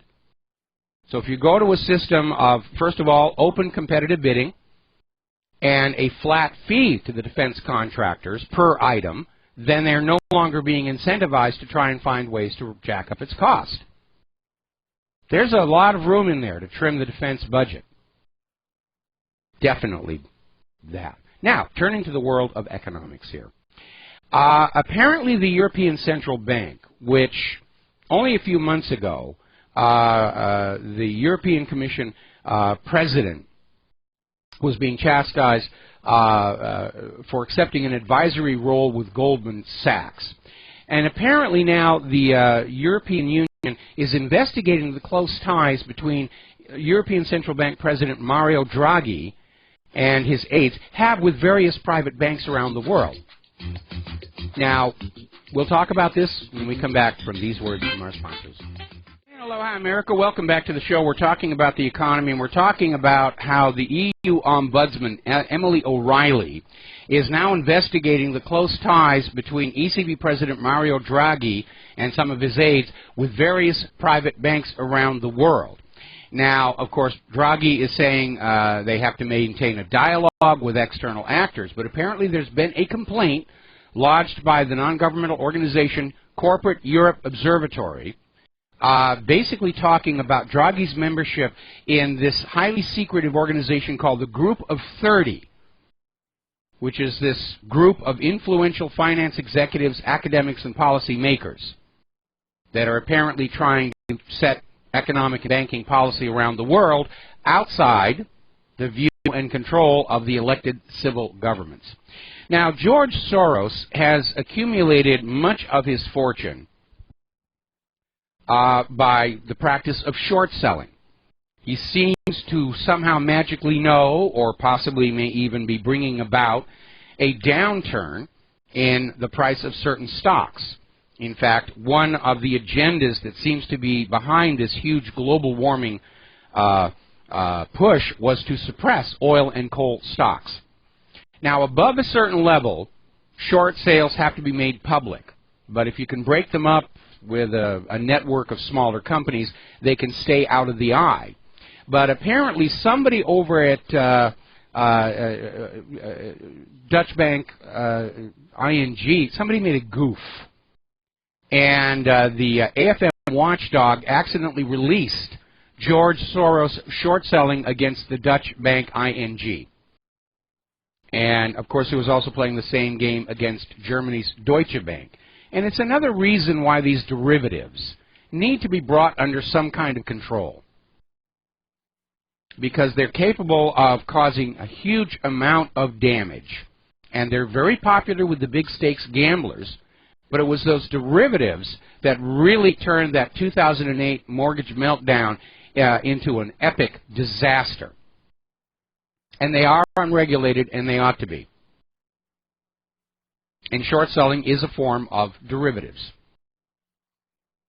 Now then, another company, Wet Seal, the Southern California-based teen apparel retailer, is on the brink of its second Chapter 11 bankruptcy in 2 years. And this goes back to what I was saying yesterday about these new vending machines for Big Mac hamburgers. All American workers collectively are also collectively the customers of the retail companies, whether it's food, clothing, TV, car, whatever. And if you take away the Americans' jobs, don't act so confused and surprised when all of a sudden they're not buying your stuff at the stores anymore. And why our top economic leaders don't seem to get that remains a mystery. We're going to take a break for station identification. We'll be right back. And aloha, America. Welcome back to our show, hour number 3. We're talking about the economic news. And again, Donald Trump's biggest problem that he has to deal with is this horrible economic reality he's inherited from his predecessors. Emphasis on the plural. And as I was saying before in reference to yet another retailer going into bankruptcy, all of America's workers collectively are also collectively America's customers. If you take away their jobs, either offshoring them or replacing them with automation, don't act shocked and surprised when all of a sudden you don't have people coming into your place of business to spend money. That's just inevitable that that's going to happen. And that's why I won't use the self-checkout over at Home Depot, or they just put one in at Sam's. I'm going to go to a human checker, because we have to keep Americans working. Real, legal Americans need jobs. Now, apparently, U.S. beef packers are having a rough year, including Tyson Foods, which is the largest U.S. meat processor, and Cargill. Their profits per head of cattle are in decline because of limiting supplies of animals and decreasing demand. And again, it's because people are having to buy whatever's cheapest in the markets. Now, there's another article over here about oil price meltdown. Is Trump setting the oil markets up for another bust? Well, they're being set up for a bust. I don't think it's got anything to do with Donald Trump. And apparently they're pointing at Donald Trump's signing of several orders which clearly favor the oil corporations moving forward on the Dakota Pipeline, the Keystone Pipeline, removing some restrictions on oil and gas drilling. And again, the job of president, you have to strike a balance. We do need the oil and gas at a good price. We just need to be careful about the public safety. And that certainly was an area that was being neglected under preceding administrations, in particular the fracking situation. All right, we have a caller on the line, Brendan in San Francisco. Aloha. Welcome to the show. What's on your mind? Hey, Mike, I heard you reference you're a man trapped inside, you're a lesbian trapped inside a man's body. Yeah. I came across a great video. It says the title is "Trans Activists Are Wrong." And what it is this woman goes into heavy documentation from some of the leading transgender people, and they've come up with that it's a mental disorder. And one of the analogies for getting surgery for trannies is this doctor, well-respected, said that it's like giving liposuction to someone that's anorexic. You would never consider doing that. And it's such a great video it's called Feminism LOL, which I guess is Laugh Out Loud. I've watched a bunch of her videos. She's great. But you came to mind, and I was very sympathetic to your position, Mike, and I just want to let you know it's a mental disorder, brother. Well, hang on. I have to draw the line there, okay? First of all, when I was saying that I'm a lesbian trapped in a man's body, it was meant as humor. And I know. Second of all, there's no absolute on what a mental disorder is. It's all arbitrary and usually geared to sell some kind of medication. And the reality is that, in my opinion, homosexuality is a necessary component of the long-term survival of the human race. And it's rather amazing to see all these people going around about population control, and not recognize that we have a built-in population control mechanism. Because if you go back through history and you look at times of increased social strife and hardship, you will find the per capita occurrence of homosexuality increases. Right. Okay, so homosexuals are not only a normal, natural part of the human condition, they are necessary for our survival. And so I'm absolutely opposed to anybody saying it's a mental disorder this or a mental disorder that. I mean, throughout history, they've declared all kinds of bizarre things mental disorder. Today, the Psychiatric Diagnostic Manual literally tries to declare every bit of normal human behavior is now suddenly a mental illness requiring medication. They've even declared the desire to eat safe, healthy food as a mental illness called orthorexia nervosa. I mean, that's how out of control it is. Anyway, thank you for your... Mike, hold Real on. quick. There was being specific to transgender because post-op, the suicide rates are like 20% above the average. Yeah, and that really is a tragedy. And by the way, this use of surgery on these people, it's a great moneymaker. It's not a solution. It's like when you talk about Jenner, who supposedly went from being a man to a woman. Basically, he had cosmetic surgery because if you were to take a sample of his DNA, it's going to say he's a guy. Yeah, too specific about transgender, and what's happening is they're actually gearing this towards kids now, and I'm very open to suggestion, but not specific to homosexuality. She was being particularly about transgender and transitioning, and that was the subject matter. But I was trying to put a humorous touch on it because. Okay, well, I missed the humor here. I think we need to draw a line between simply encouraging acceptance of people who, by their genetic makeup, are in these various states of somewhere in between male and female. But I don't think that we should be out there marketing it as something desirable and acceptable to young people who are too young to really understand what's really being talked about. First of all, I reject the idea that there's any such a thing as an absolutely 100% pure male or a 100% pure female. There's always a little bit of blending in there. And one of the things I learned when I was with Mensa was that the higher your IQ is, the more you tend to have both male and female mental and emotional attitudes.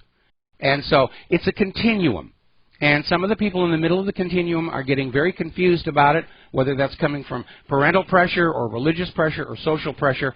And I encourage acceptance of these people. And again, they're part of the human race, whether you like it or not, no matter what your imaginary playmate in the sky may say otherwise. But I do think we should be very cautious about exposing young children to these things before they have a chance to figure out for themselves what their own sexual identities are, because you can really confuse kids. the data simply just suggests that the surgery doesn't help improve their mental state with depression or whatever they're dealing with. It actually increases the harm. And the leading doctor who actually opened up one of the first surgery clinics, he shut it down after many years of saying this isn't helping these folks transition. And yeah. I was trying to put a light spin on it, but we're on the same page for okay. sure. All right. Real quick, Spicer needs to stop playing with the press and put them in the back row, because you're going to tie up this administration with these silly little dances. Spicer needs to get over with these guys and stop giving them airtime. Thanks, Mike. Oh, thank you very much. We're going to let you go, and I agree on that last one here. I think what Spicer is doing is he's giving the corporate media enough rope to hang themselves on, because that's what they're in the process of doing. They're making themselves irrelevant. They're destroying their own credibility. They're in a panic now trying to figure out how they can get back to their business model of being paid huge sums of money to lie to the American people. Those days are pretty much gone, and they're not coming back anytime soon.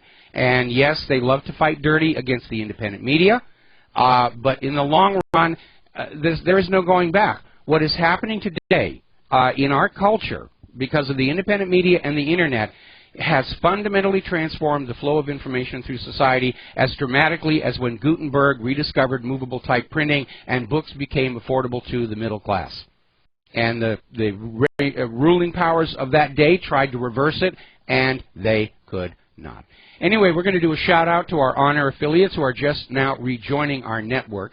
Getting on back to the economic news here, article out of Constitution Club is saying it's time to talk about a return to constitutional money, because under the Constitution, the money is silver and gold or paper notes that are claim checks for that silver and gold.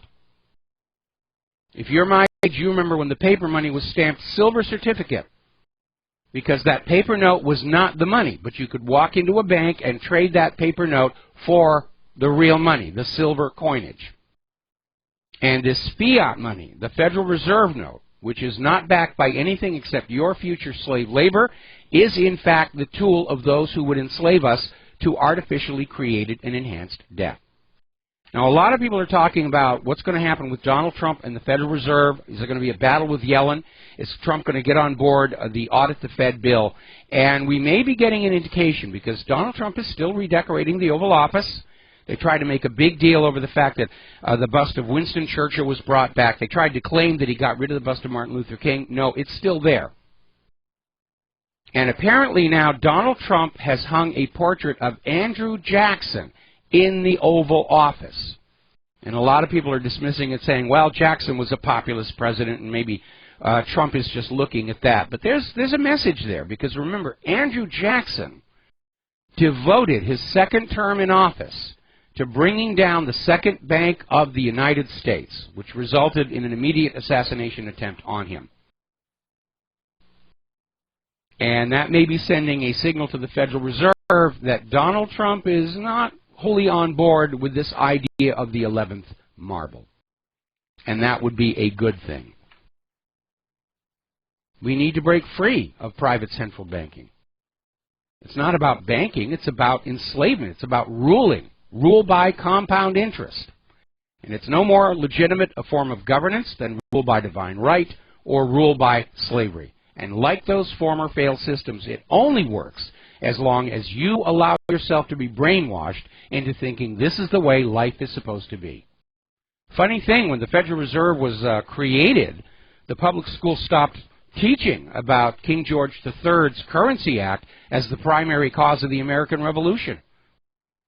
Sure, they were worried the smart kids were going to stand up and say, wait a minute, we're now back in that exact same system. Now, as you know, there's a fight brewing over Obamacare, and there's already a proposed replacement for it. They're talking about getting rid of the individual mandate. But apparently, along with the Democrats, there is a block of Republicans in Congress that apparently are tied in too tight with these health insurance corporations. And there's now talk that there's going to be a campaign to stall the repeal and replacement of Obamacare by Congress. Everyone's talking about Donald Trump and where his money is, and that's a legitimate question to ask of any president, but I think it's time to extend it to members of Congress.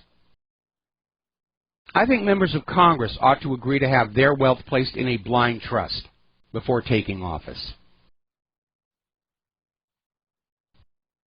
Now then, getting on to immigration and so forth. Over in Great Britain, London's metro system, the Tube, is all of a sudden being taken over by these guerrilla advertisements that are part of a campaign to draw attention to mass deportations about to be carried out by the British government, as if this was a bad thing. Now, I don't know who's paying for all of this. It could be one of Soros' NGOs, because he wants open borders. That's why he calls it the Open Society Foundation, a one world government.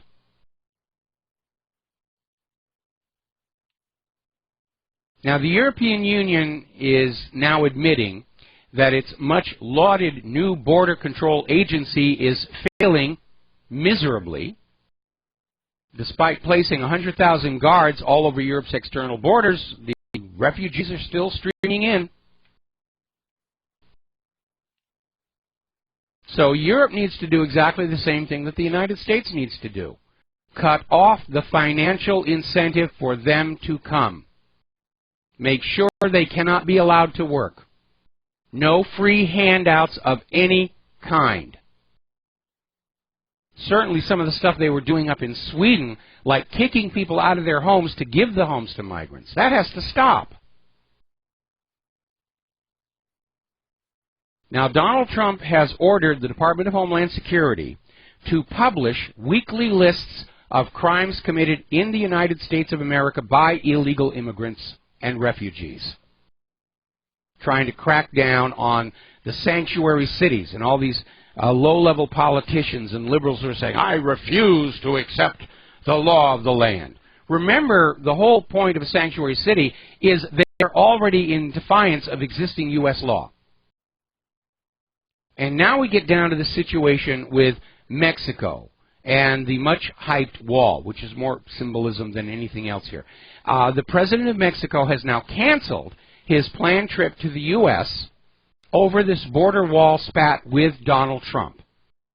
Enrique Peña Nieto has canceled his trip to Washington following Trump's order to begin building the wall.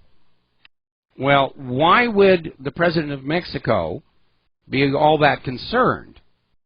Well, there's a story that came out over in IntelliHub on how the Mexican president's rise to political power was funded by the Juarez drug cartel. And that is a major reason he's against enforcing the border between Mexico and the United States, because then he'd have all those American drug customers cut off. The caller was right. Mexico's government is corrupted. And previous administrations helped that along. Remember Fast and Furious? The same Obama administration that was demanding we law-abiding American citizens give up our weapons was providing military-style weapons to the Sinaloa cartel at taxpayer expense. And some of those weapons came back into the United States of America and were used to commit crimes. We know the CIA has had cozy relations with drug smugglers for decades. They were bringing Kunsa's heroin into the United States during Vietnam. They were trafficking cocaine during Operation Screwworm out of Arkansas in the 1980s. That's why a lot of people call CIA stands for Cocaine Importation Agency. Now, Donald Trump has responded to the president of Mexico's canceling of the trip by saying that they're going to cancel upcoming trade negotiations with Mexico. They're just going to be cut off. There's going to be no trade between Mexico and the United States, which unfortunately contradicts with Trump's announced plan of putting a 20% tariff on Mexican imports to pay for that wall. So we'll see what comes on out of that. Meanwhile, the chief of the Border Patrol, Mark Morgan, has resigned, was considered a disgrace by his fellow officials in the Border Patrol. And it's another case of the swamp starting to drain itself. Maybe he just didn't want to wait to be fired. And, of course, he was fully on board with this open borders policy from the Obama administration. Out in Los Angeles, the immigrants there, illegal immigrants, let's have a reminder, we're talking about the illegal immigrants, not the legal ones. They're having a freak bout over Donald Trump's executive orders. And you need to understand, in Los Angeles County, all by itself, they have 10% of all the illegal immigrants in the United States of America. And that's why they're freaking out. Now, California can't afford to support this huge population. And that is really the problem. Our economy is already weak and fragile. It doesn't need the additional load of illegal immigrants and refugees being brought in and given all kinds of free stuff. During the Obama administration, the illegal immigrants were getting a better treatment from the U.S. government than legal citizens were. I want to take a break. We'll be right back. Aloha, America. Welcome back to our show here, and we're still talking about the immigration situation. Apparently, over in New York City, there was an emergency protest in support of Muslim immigration and open borders. Now, I want to be very clear about this again. There is a legal process by which anybody can come to this country and become a U.S. citizen. And along the way, of course, you'll be checked out to make sure you're not a criminal, you're not a terrorist, you're not carrying contagious diseases, which is just common sense. And for those who have come to this country through the legal immigration process, welcome. And I hope it's not too big a disappointment to you. But when discussing illegal immigrants, remember that first word. And I'm still getting emails from everybody saying, oh, you're just being a racist. You know, oh, I'm sorry, illegal is not a race.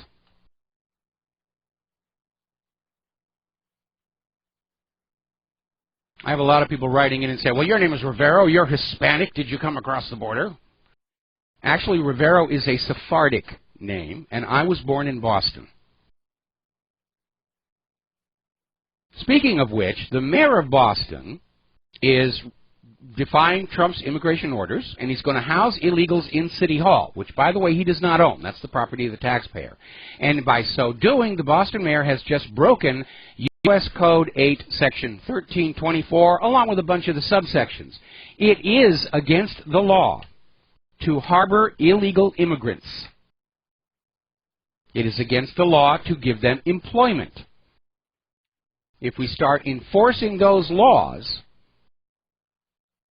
a big part of the illegal immigrant program is going to go away.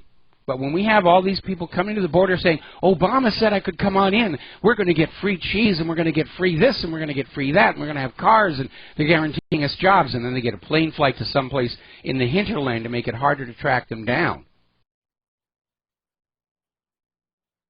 Remember, Eisenhower's Operation Wetback effectively closed down the border to Mexico with only 10% of the current staffing of immigration and customs enforcement. If Eisenhower can do it, so can Donald Trump. Now, Theresa May is visiting here in the United States. She was giving a speech earlier today. It was carried on Fox News.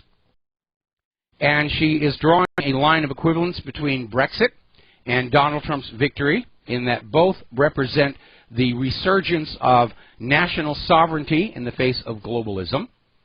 And Theresa is saying that she will be openly telling Trump when she doesn't agree with him, which is fine. That's what we're all supposed to be doing. But Theresa is facing that uphill fight because Britain's highest court ruled Parliament does have a say on Title 50, and it looks like Parliament is going to vote it down, and they could trigger a civil war with that. Because you're going to have all those British subjects realizing that they are subjects and that the government is not listening to them. Now, maybe they'll just come up with a new Magna Carta, or maybe they'll remember that that big blood-stained wooden block is still there at the Tower of London.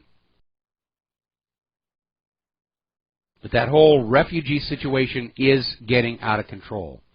Meanwhile, over in Greece, the employers' union is predicting Greece will quit the European Union. There's going to be a Grexit because Cyprus has failed to improve the economy because of all of that manufactured debt to the IMF, the World Bank, and the European Central Bank. No matter how hard everybody works, they cannot pay that debt down. And much of that debt was created through fraud by Greece's own government under Papandreou. And the attitude of the money junkies is, we don't care how the debt was created. Debt is holy. Debt is sacrosanct. You will sacrifice your life and that of your children to servicing this debt in perpetuity. Because that's what private central banking is, a means of enslaving nations and people to this imagined obligation of debt. Something most people don't realize, when they talk about all this interest that's owed on loans, they're talking about money that has never existed. It's a bookkeeping entry only. And private central banking is a trap because the instant that first pretty printed piece of paper goes into circulation, is loaned into circulation, more money is owed that central bank than actually exists. That is the trap. That is the means of enslavement. We'll be right back.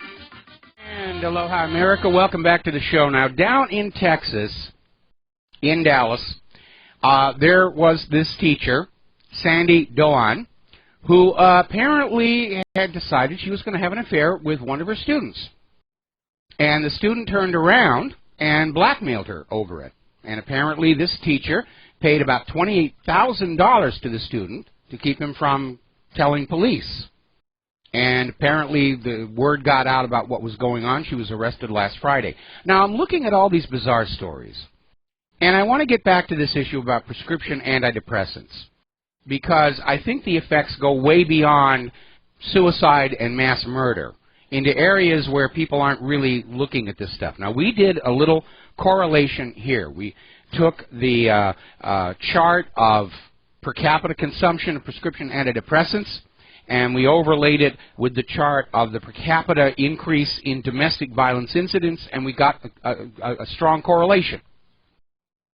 Now, we know these antidepressants, one of the things they do is they result in poor impulse control, where you'll just sort of go on what your first feeling at the moment is, whether it's suicide or grabbing a student or so forth and so on. So I want to know if this teacher was on prescription antidepressants, because I think there's a major, major problem out there that nobody is really looking at.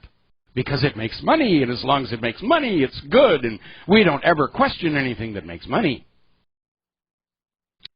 Now, over at Oxfam, which is the fourth biggest fundraiser in Great Britain, they have lost more than £500,000 to fraud and corruption, according to its annual report. And it's also dealing with the problem of sex assaults and exploitation among its workforce. And you start to wonder if all of these charities, if they're all as dirty as the Clinton Foundation was. There needs to be a little bit more oversight, and that is supposed to be the function of the government, but they're too busy out there pushing their own nonsense. Now, over in Chicago, last night they were having a memorial for a victim of an act of gun violence. And apparently, at this memorial, there was another shooting, which resulted in 6 people, including a 12-year-old girl, getting shot. This in a city that is held up by the gun grabbers as the model for gun control for the entire nation. Because it is. All the law-abiding citizens, the innocent, are completely disarmed and helpless. And only the criminals have the guns. It's like a giant open-air shooting gallery where the bad guys can go crazy knowing that nobody can shoot back at them. Now, I don't know if President Trump really has the authority to order anything other than the National Guard into Chicago, but something has to be done. And it is very, very clear that restrictive gun laws are only limiting the law-abiding citizen. And they're not stopping the crime whatsoever. Now, on yesterday's show, we had somebody calling on in asking about this issue that if you report an illegal action by your employer, can you be sued under your non-disclosure agreement? So I posted this article that we found over at mlacqua.com, basically asking, is it violating your non-disclosure agreement if your employer is committing an illegal act? And the response to that was, you need to make sure it really is illegal, but if it is actually illegal and there's no question about it, then yes, you can report that and you cannot be sued under your NDA. But if you report a suspicion and it turns out to be false, then yes, you can be sued under the non-disclosure agreement. So you have to be very, very, very careful. Now, police in Norfolk are warning about a new scam that is out there where people are being called, and the caller, first of all, probably in violation of the do not call list anyway, and they talk about themselves and their business, and then they'll ask, can you hear me? And you'll say, yes. Yes, I can. Yes, of course. And what's going on is apparently the scammers are recording you when you say yes, and then use it to sign you up for a product or service you never asked for. So if somebody cold calls, and first of all, when I get a telemarketing call, I hang up anyway. All my phone numbers are on the do not call list. I do not want these calls. I got one the other day where the lady started calling and calling, talking and talking, wouldn't let me come in with a question about what was going on. I hung up on her. And that's what we should all be doing. Just hang up on these people. Because if it isn't a scam, it's probably something you either don't want, don't need, or can't afford anyway. Now, last week it came on out that Planned Parenthood, in contradiction to their name, does not offer any planning other than abortion. They do not provide prenatal care or even references to prenatal care. If you're trying to plan and decide what you're going to do as a parent and you go there, they're only interested in you if you are planning an abortion from which they can make money. If you want to actually have your baby, they don't even, they show you the door. Well, a little bit of good news on that one, because apparently Planned Parenthood has been referred for criminal prosecution to the Department of Justice by the Senate Judiciary Committee over this practice of selling body parts of aborted children for profit. So finally there. So let's talk a little bit about human-caused global warming. Sioux City experienced, actually set a daily snow record on Tuesday. Record-breaking snowfall up there. Apparently over in Iowa, they're still dealing with trying to clean it all up. A lot of these cities are inadequately prepared for a hard winter, because what have they been hearing ever since the 1990s? Oh, the world is warming. Snowfalls are a thing of the past. And so all of these governments are saying, well, we don't need to have as many snowplows. We don't need to stockpile as much road grit or salt or any of this other stuff. And they're coming up short. We reported yesterday on this one city has already gone through its entire budget for snow removal for the winter. And winter's just really getting started. The Minnesota Department of Transportation are having to work extra hard, keeping the roads safe and open.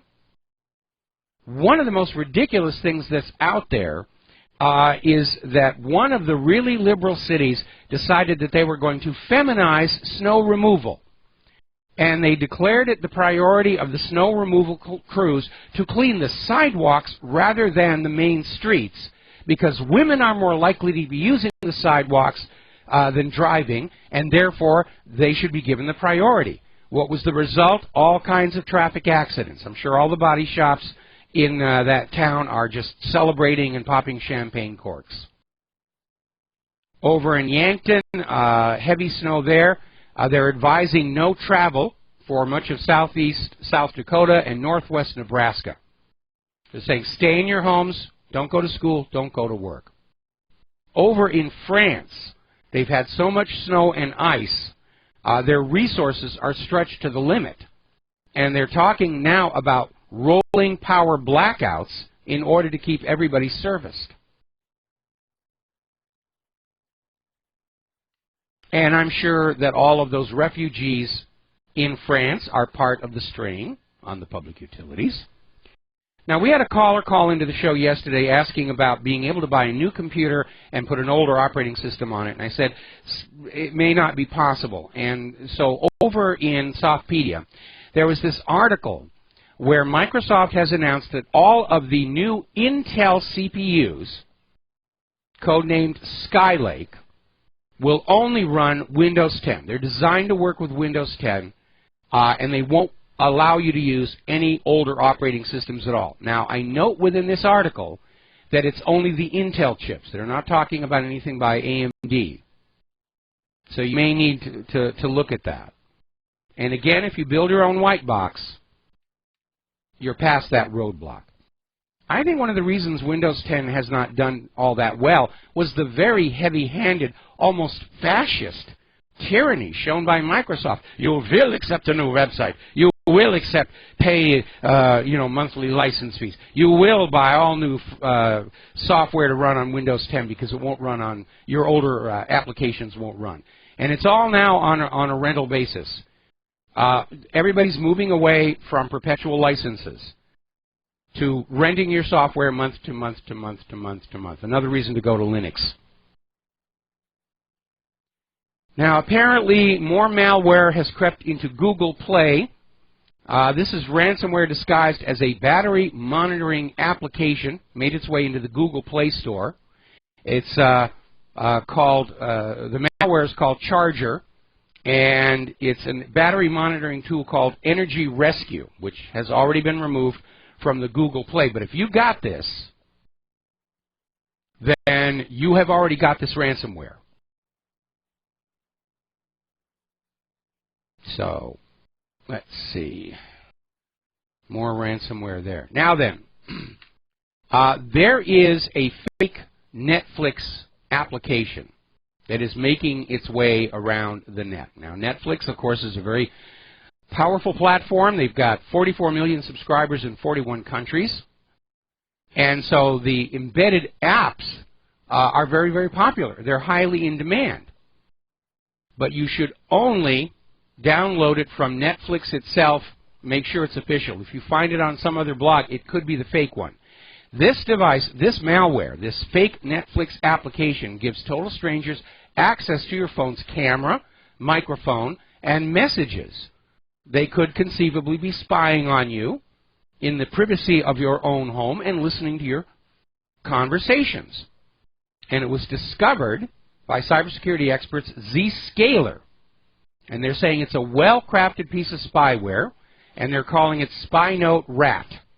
RAT, of course, being an acronym for Remote Access Tool. Now, the VeerLocker ransomware is back, but apparently can be defeated. And apparently there is a mistake in the code where if you just need to enter any 64 length string, like 64 zeros, in the text box of the lock screen note, and the malware will believe that it's been paid, and the note will disappear. But there's a problem. What this does, in addition to encrypting all of your files, is it wraps them in an executable wrapper and then hides the .exe extension. And so if you are applying for a job and you take what you think is your resume Word file that ends in .doc and you attach it to the email and you send it to your prospective employer and they click open the document to read it, the malware gets planted on their machines. And I can guarantee you at that point you will not get a job with those people. So where is the NSA in all of this? Damage and destruction, economic harm, literally threats to human life when ransomware attacks hospitals. Are they just this huge waste of time and money that doesn't do anything like so many government programs? Trump wants to balance the budget. Shutting down the NSA might be a good place to start, or at least scaling it back and telling them, look, you only look at the people we know are bad people.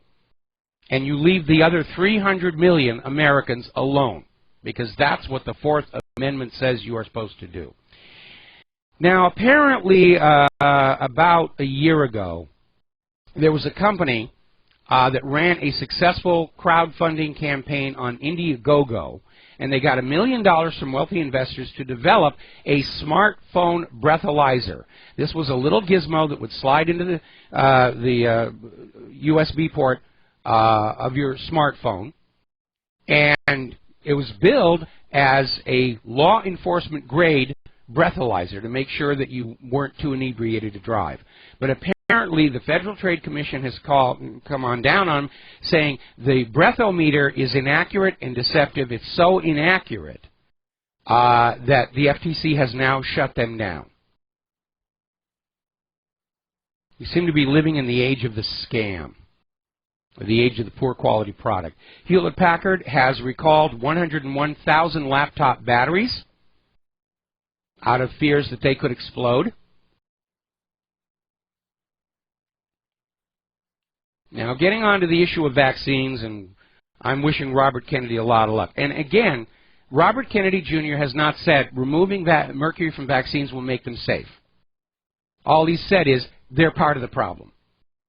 And apparently, Mike Adams, the health ranger, literally came on out and dared scientists, the pro-vaccine group, go ahead and drink mercury to prove it's safe to inject into children. And, of course, they're going to turn him down.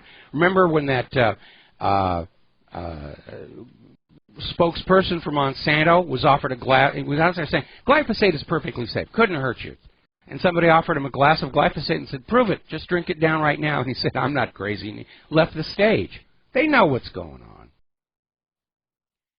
Now, there's a new documentary out, and it goes back to something that happened in the 1970s. And I'm very sensitive to this issue because it was during the same period of time my mother was succumbing to cancer, and I'm still not sure if she died of the cancer or of the cancer treatment because they had her chemotherapy and radiated, and it was just horrible to watch it happen. And at the same time, there was word about a new cancer treatment called Laetrile. And New York's Memorial Sloan Kettering Cancer Center was ground zero for that firestorm. But apparently, according to this documentary, Laetrile was found to actually be effective, but it was a threat to the more expensive and profitable cancer treatments out there, and so it was basically suppressed. We saw the same thing going on with hydrazine sulfate. It's all about the profit and the money. It's not about your health. Down in Mexico, the Colima volcano near Mexico City has started erupting.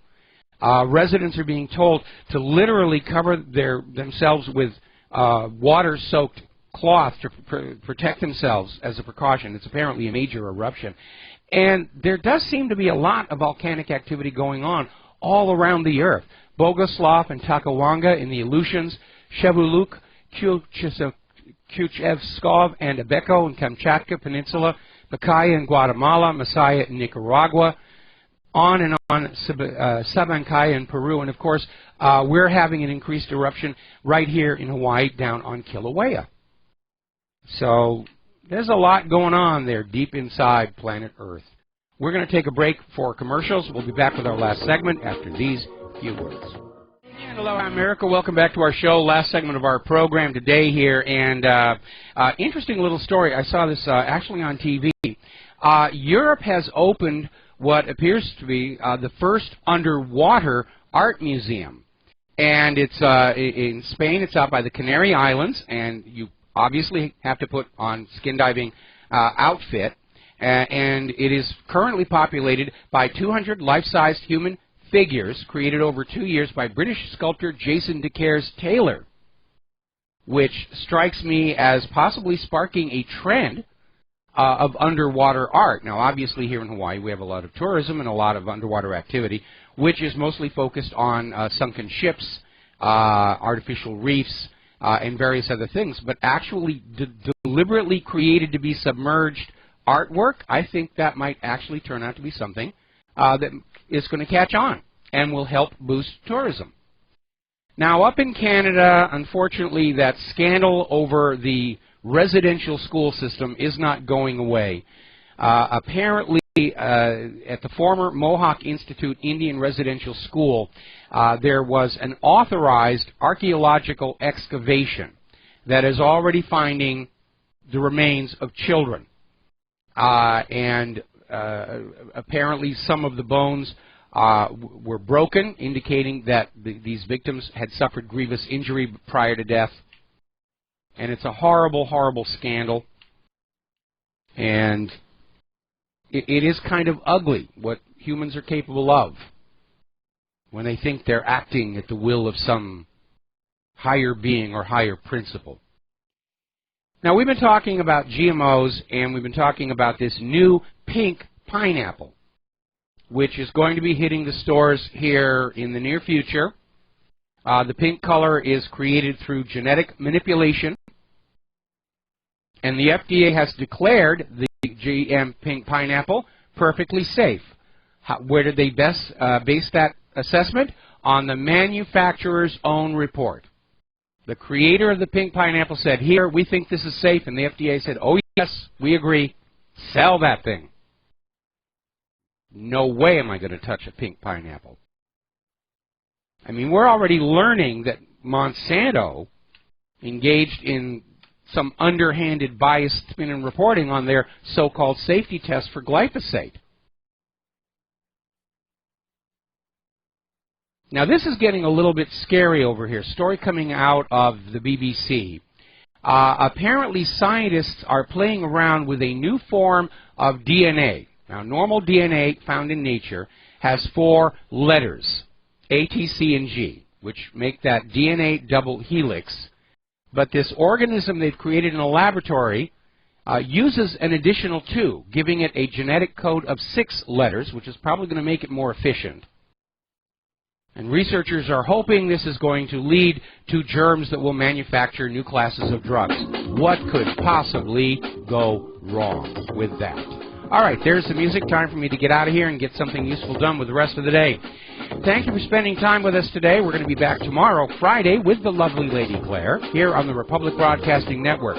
Until then, stay safe, stay skeptical, stay informed, make good choices. Share what you know with everyone you know. We'll be back tomorrow. Aloha, America.